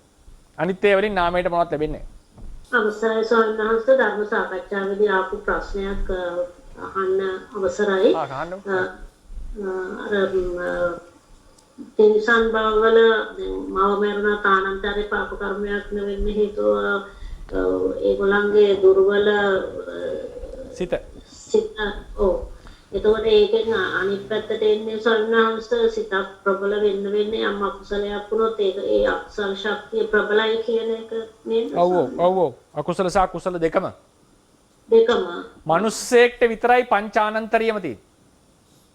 තේරවාදයේ යක්ෂයෙක් මවක් රහතන් වහන්සේ නමක් මැරුවත් ආනන්තරිය නෑ. අනිවාර්යෙන් ඉතින් දුගතිය තමයි. ඉතින් අහන්න දෙයක් නෑ ඒකේ. නමුත් ආනන්තරිය කියන එකට ගණනය කරන්නේ නෑ. ආනන්තරිය කියලා කියන්නේ ඒක මිනිස්සෙක් අතින්ම වෙන්න ඕන දෙයක්. මනුස්ස දේශනාව වෙනවනේ. සූර භාවය, තීක්ෂණ භාවය වැඩි කියලා තාවතින්ස දෙවියන්ටත් වඩා. මේ තික නිපාත වෙනවනේ. තික නිපාතේ. ඒ නිසා මේ ඉද බ්‍රහ්මචර්ය වාසය ඒ තුනේ තික්ක භාවය මට මතක හිටියේ සූර භාවය. තුනක් තියෙනවා. ඉතින් ඒ වගේ ඒක තමයි උපමාවට ගන්න අටුවා. මේ දේශනාව තමයි ගන්න. මේක මේ හිතේ තියෙන තීක්ෂණ භාවය වැඩි මනුස්සයන්ට. ඒ නිසා ඒ කට්ටිය කරන හොඳ සහ නරක දෙකම ඉහළයි. ඒ කියන්නේ අපේ මාර්ගයක් වඩනකොට මහම්දුනේ මොනවා හරි අකුසලයක් හරි කුසලයක් හරි වුණොත් ඒව එන්න බලවත් වෙනවා කියන එක නේද? ඒ පැත්තේ. ඔව් ඒක හරි. ඔව් ඒක හරි. ස්වාමීන් වහන්සේ දැන් පරමත්ම ජාතික සහ අනුත්පාදිනෝ ධර්මාවගේ ධර්මතාවයන් ස්වාමීන් වහන්සේ. ඔව්. මේ නාම සහ රූප ජීවිතේන්ද්‍රයට කොහොමද බලපෑම් වෙන්නේ ස්වාමීන් වහන්සේ? පරමත්ත ජාතික සහ අනුප්පන්න ධර්ම. උපදින තියෙන ධර්මතාවයන් යම් තියෙනවා ඒවා. නැත්නම් අනුශය වශයෙන් තියෙන ධර්මතාවයන් තියෙන ඒවා. මේ ජීවිතේන්ද්‍රයත් එක්ක බලපෑම් වෙන්නේ නිකා බවට යනකොට වගේ. මැරිලා උපදිනකොටද? නැත්තම් දිගින් දිගට යනකොට? මේ ප්‍රවෘත්ති අවස්ථාවේ දෙකෙම. මැරිලා උපදිනකොට කර්මය නිසානේ ජීවිතේන්ද්‍රිය උපදින්නේ නේද? එතකොට ඒ කර්මයට ජීවිතේන්ද්‍රිය උපදින්නට අනුසය කෙලස් තියෙන්න ඕනේ. නැත්තම් ඒ කර්මයට හැකියාව නැහැ. ඒ නිසා දුරින් අනුසය ජීවිතේන්ද්‍රියට සම්බන්ධයි. හරිනේ? ඊට පස්සේ ජීවත් වෙලා ඉන්නකොටත් කියන්න වෙන්නේ කලින් භවයේ අනුසය තිබිච්ච නිසා තමයි කර්මය ඉදිරිපත් උනේ. ඒ නිසා තමයි ජීවිතේන්ද්‍රිය පහළුනේ කියලා මේ භවයේ පවතින ජීවිතේන්ද්‍රියටත් අනුසය බලපාලා තියෙනවා කලින් භවයේ. ඊට පස්සේ උපදින්නට තියෙන ඒවා ගත්තමත් මේ අනුසය ඇති තාක්කල් කර්ම සිද්ධ වෙනවා. කර්ම වලට සිද්ධත් වෙනවා. කර්ම වලට ප්‍රතිසන්දිදායක හැකියාවක් තියෙනවා. ඒ නිසා අනුප්පන්න ජීවිතේන්ද්‍රියටත් ඒක බලපාන. ඒ කියන්නේ ඒක සම්බන්ධයි. හේතුව. ඉතින් ඒ නිසා ඕකෙන් එන්න ඕනේ විදර්ශනාවේ අනුප්පන්න දුක කියන එක ඔය වගේ අර ඒ කියන්නේ හේතුව නිසා යමක් ඒක නිසා යමක්. ඒ වගේ අර දුරින් තමයි ප්‍රත්‍ය වෙන්නේ. ජීවිතේන්ද්‍රියට අනුසයෙන් කෙලින්ම ප්‍රත්‍යක් නම් පේන්නේ නෑ මට. ඉතින් වෙන්නේ කර්මයෙන් උපදවන්නේ. කර්මයට අනුසය බලපානවනේ. ඉතින් ඒ නිසා එහෙම සම්බන්ධයක් තියෙනවා. පරම්පරා සම්බන්ධයක් තියෙනවා. ඒකට කියන්නේ උපනිශ්‍රේ සම්බන්ධය කියලා. උපනිශ්‍රේ ප්‍රත්‍යට දාන්න පුළුවන් අපිට. උපනිශ්‍රේ කියලා ගත්තම ඒකේ පොඩි වෙනසක් කරන්න ඕනේ. උපනිශ්‍රේ ගත්තම ඒක මේ සූත්‍රාන්තික ක්‍රමයෙන් උපනිශ්‍රේ නේ. මොකද උපනිශ්‍රේ එන්නේ නාමයෙන් රූපේට. සූත්‍රාන්තික ක්‍රමයෙන් තමයි උපනිශ්‍රේ අපි ගන්න. නිරුද්ධ වෙනනේ සාමාන්‍යයෙන් දක්වන 17 නිරුද්ධ වෙනනේ හැම කර්ම රූපේ ඒ වගේම නේද අවසර. ඔව් හරි. ඒකට කලින් රූප වලින් එකක් නිරුද්ධ වුණාම ඊළඟ රූපේ පටන් ගන්නකොට කලින් නැති වෙච්ච රූපේ සම්බන්ධයක් නැහැනේ. ඇයි නෑ දැන් ඒ රූපේ තියෙනකොට තමයි අනිත් එක හටගන්නේ. එහෙමනේ මම කියන්නේ. ඊට ඉස්සෙල්ලා රූපේ නිරුද්ධ වෙලා ඉවරයි නේ අවසර. ඔව් ඒකේ සම්බන්ධය. පැහැදිලි කරනකොට මම ටික පොඩි ප්‍රශ්නයක් වගේ ආවා මේ ඊළඟ ඊට ඉස්සර චිත්තේ නිරුද්ධ වෙන්න කොටත් ඒක ශක්තියක් මේකට ආවද කියලා. ආව වෙන්න පුළුවන්. මට උත්තරයක් දෙන්න බෑ එකපාර. නෑ ඔබ වහන්සේ අර මේ රූප අන්දිනකොට මට නිකන් ඒක ඒ කියන්නේ නිරුද්ධ වෙච්ච රූපියන සම්බන්ධයක් තියෙනවද? එහෙම සම්බන්ධයක් පේන අවස්ථා තියෙනවා. ඉතින් මම ඒක විඤ්ඤාති කතාවේදී පොඩ්ඩක් පෙන්නන්නම් එහෙම සම්බන්ධයකුත් පේන බව. එකපාර උත්තරයක් මට දෙන්න තරම් දැනුමක් නැහැ. සාමාන්‍යයෙන් ඉතින් අපිට කියන්න පුළුවන් මේ පවතින අවස්ථාවේ රූපයෙන් තමයි අනිත් එකට උපකාරය තියෙන එක පැහැදිලිනේ. අරකට ඉතින් නැහැම කියන්නයි තියන්නේ. ඒක නිරුද්ධ වෙලා ඉවර වෙලා බැහැම කියන්නේ පුළුවන් බවකුත් පේනවා. අවසර ආලෝකයක්ෂය බුදුරජාණන් වහන්සේගෙන් ප්‍රශ්න ගොඩක් අහුවානේ. ඔව්. එතකොට මනුස්සයාට වැඩි විචන බුද්ධියක් කොහොමද ආලෝකයක්ෂයට ඒ වෙලාවේ ඒ වගේ ප්‍රශ්නයක් අහන්න අපිටත් හිතන්න බැරි ප්‍රශ්නයක් බුදුහාමුදුරන්ගේ ඇහුවේ. එකක් තමයි යක්ෂයන්ට නුවණ තියෙන්න පුළුවන්. මිනිස්සුන්ට වඩා අඩුමයි කියලා එකක් නැහැ. යක්ෂයා තිරිසනා වගේ නෙවෙයිනේ. ත්‍රි හේතුක කට්ටිය ඉන්න පුළුවන්නේ. ඊට පස්සේ අනිත් එක ප්‍රශ්න ඇහුවේ මේ යාගේ ප්‍රශ්න නෙමෙයිනේ. එහෙමයි. යාගේ පරපුරෙන් දීලා තිබ්බ ප්‍රශ්නේ. එයා කිව්වේ කොලේ කියෝපේ. හැබැයි ඥානවන්ත ඒ නිසා සෝවන් උනේ. අපිට වෙන්න බැරි එකක් කරලා තියෙන්නේ. ත්‍රසසනස. දරවසන්න බුදේ. අසයනස මේ අද ජීවිතේන්ද්‍රයේ සම්බන්ධය පාඩමේ මට මේ දැන් මතක් වුණ ගැටලුව සනස දැන් මව කුස තුල දැන් අපි ඉපදිනානේ දරුවෙක්. හරි. ත්‍රසනසේ මේ මව කුස තුල ඉදිද්දි ජීවිතේන්ද්‍රය කියන්නේ හට ගැනීමක් ක්‍රියාකාරීත්වයක් තියෙනවා. මම විද්‍යාත්මකව දැන් දන්න දැන් අපේ කොලා කුස ගන්නද්දි මේ කියන්නේ අර උස්ම ගන්නෙ නැහැ මේ මවගේ ගුණය සම්බන්ධ වෙලා එකිනෙක හරහා මේ අවශ්‍ය දේවල් ගිහිල්ලා එතනින් ජීවත් වෙනවා කියලා තමයි විද්‍යාවේ මම දන්න විදිහට දන්නේ. හරි.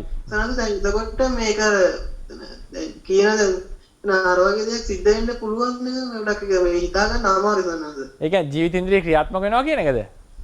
ඒක එහෙමයි සනස. ඒ කියන්නේ එතන උප්පත්ති ඒක පෞද්ගලික තුල ඒක අපි උපදිනවත් සමගම ඒක උපදිනවා සනස. නෑ මව් කුසේදී ජීවිතේන්ද්‍රිය තියෙනවා. ඒ වෙලාවෙත් ඒ රූප ටික පවත්වන්නේ ජීවිතේන්ද්‍රිය උපකාරන ධර්මයේ හැටියට.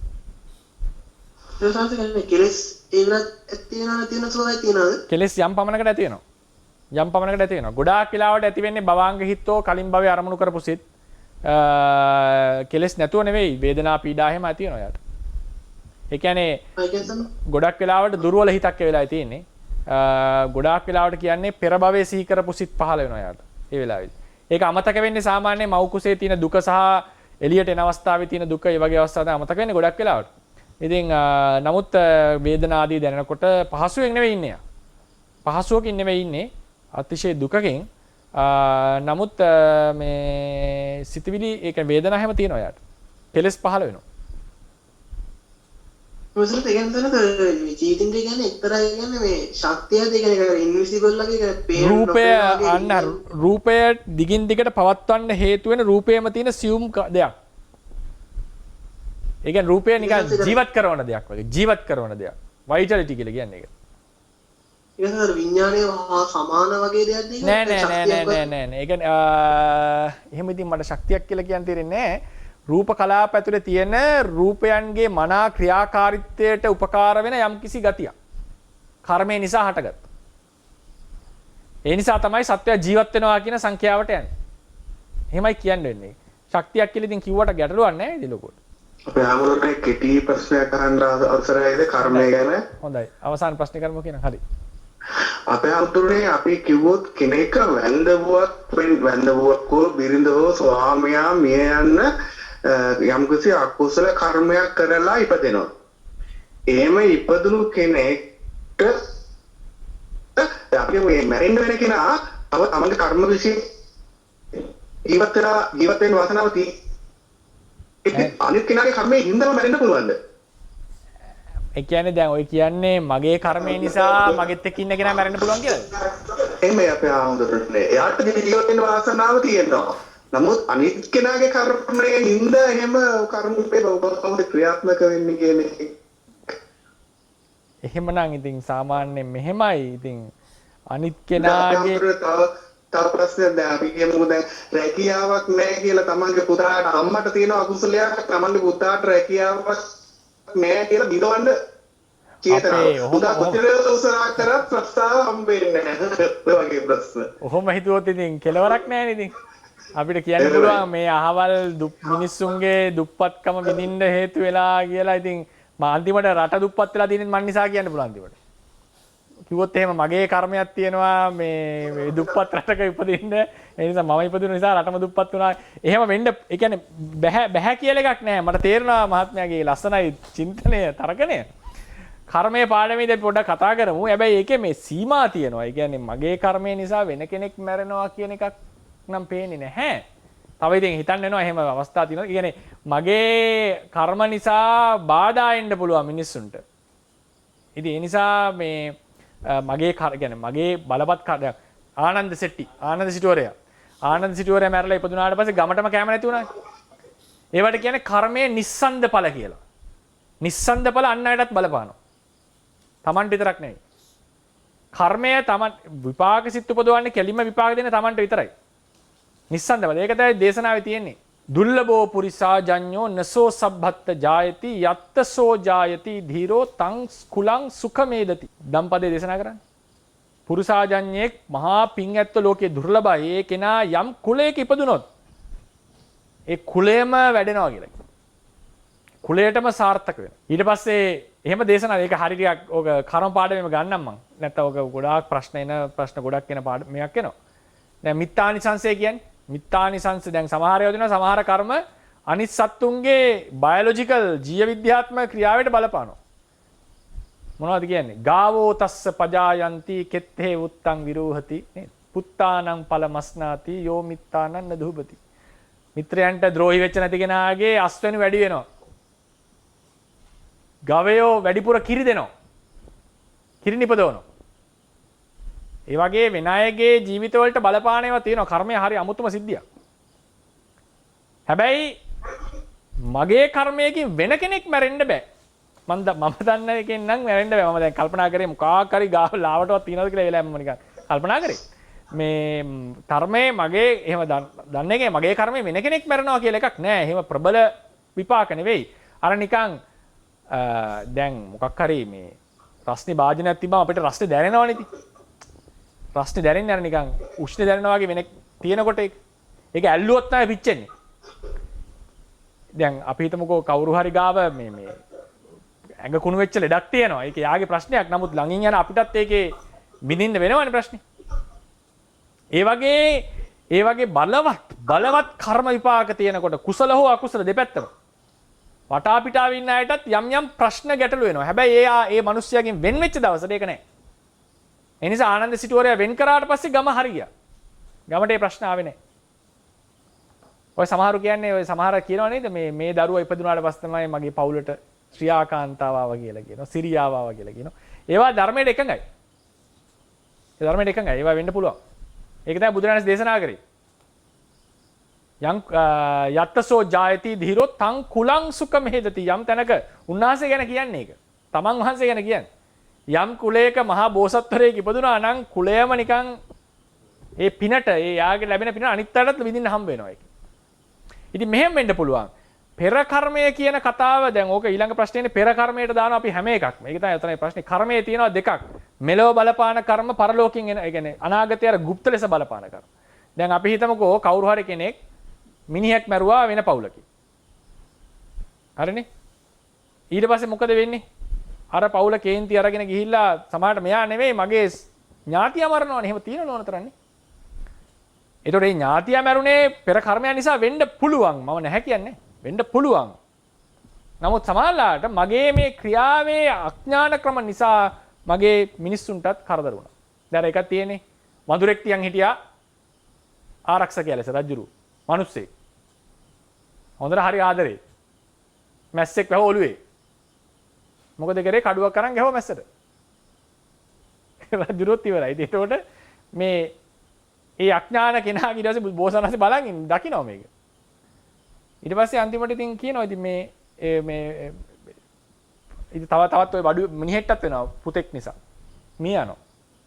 ඉතින් ඒ වගේ මේක හරි සංකීර්ණයි මේ සිද්ධිය. හැම එකක්ම කර්මයට දාන්න බෑ අපිට. ඒක කර්ම පාඩමේම ගමු. ඕක මේ පිළිවෙලින් කර්මය විස්තර කරලා මොකද්ද මෙලොවට බලපාන කර්ම ඒවා දේශනාවෙන් කොහොමද අපි තේරුම් ගන්න ඊට පස්සේ පරලෝකයට බලපාන කර්ම මොනවද ඊට පස්සේ මේවා ඒ කර්ම පවා වැඩ කරන හැටි මොනවද කියලා අපි ඒක ක්‍රමානුකූල පිළිවෙලින් යමු නැත්නම් ඕක හරි අමාරු විස්තර කරන්න. මේ රැස් කරගන්න දෙනවා උපනිෂද් සංභාරයේ තව තවත් ධර්මඥාන භාවනාඥාන දිනු කරගෙන නිවනින් සැනසෙන්න හේතු වේවා. බුද්ධ ශාසනයේ චිරස්ථිතිය පිණිසත් මේ කුසලයේ උපනිශ්‍රේ වේවා කියලා ප්‍රාර්ථනා කරනවා. බුද්ධ ශාසනං චිරන් තිට්ඨතු. බුද්ධ ශාසනං චිරන් තිට්ඨතු. බුද්ධ ශාසනං චිරන් තිට්ඨතු. සාදු සාදු සාදු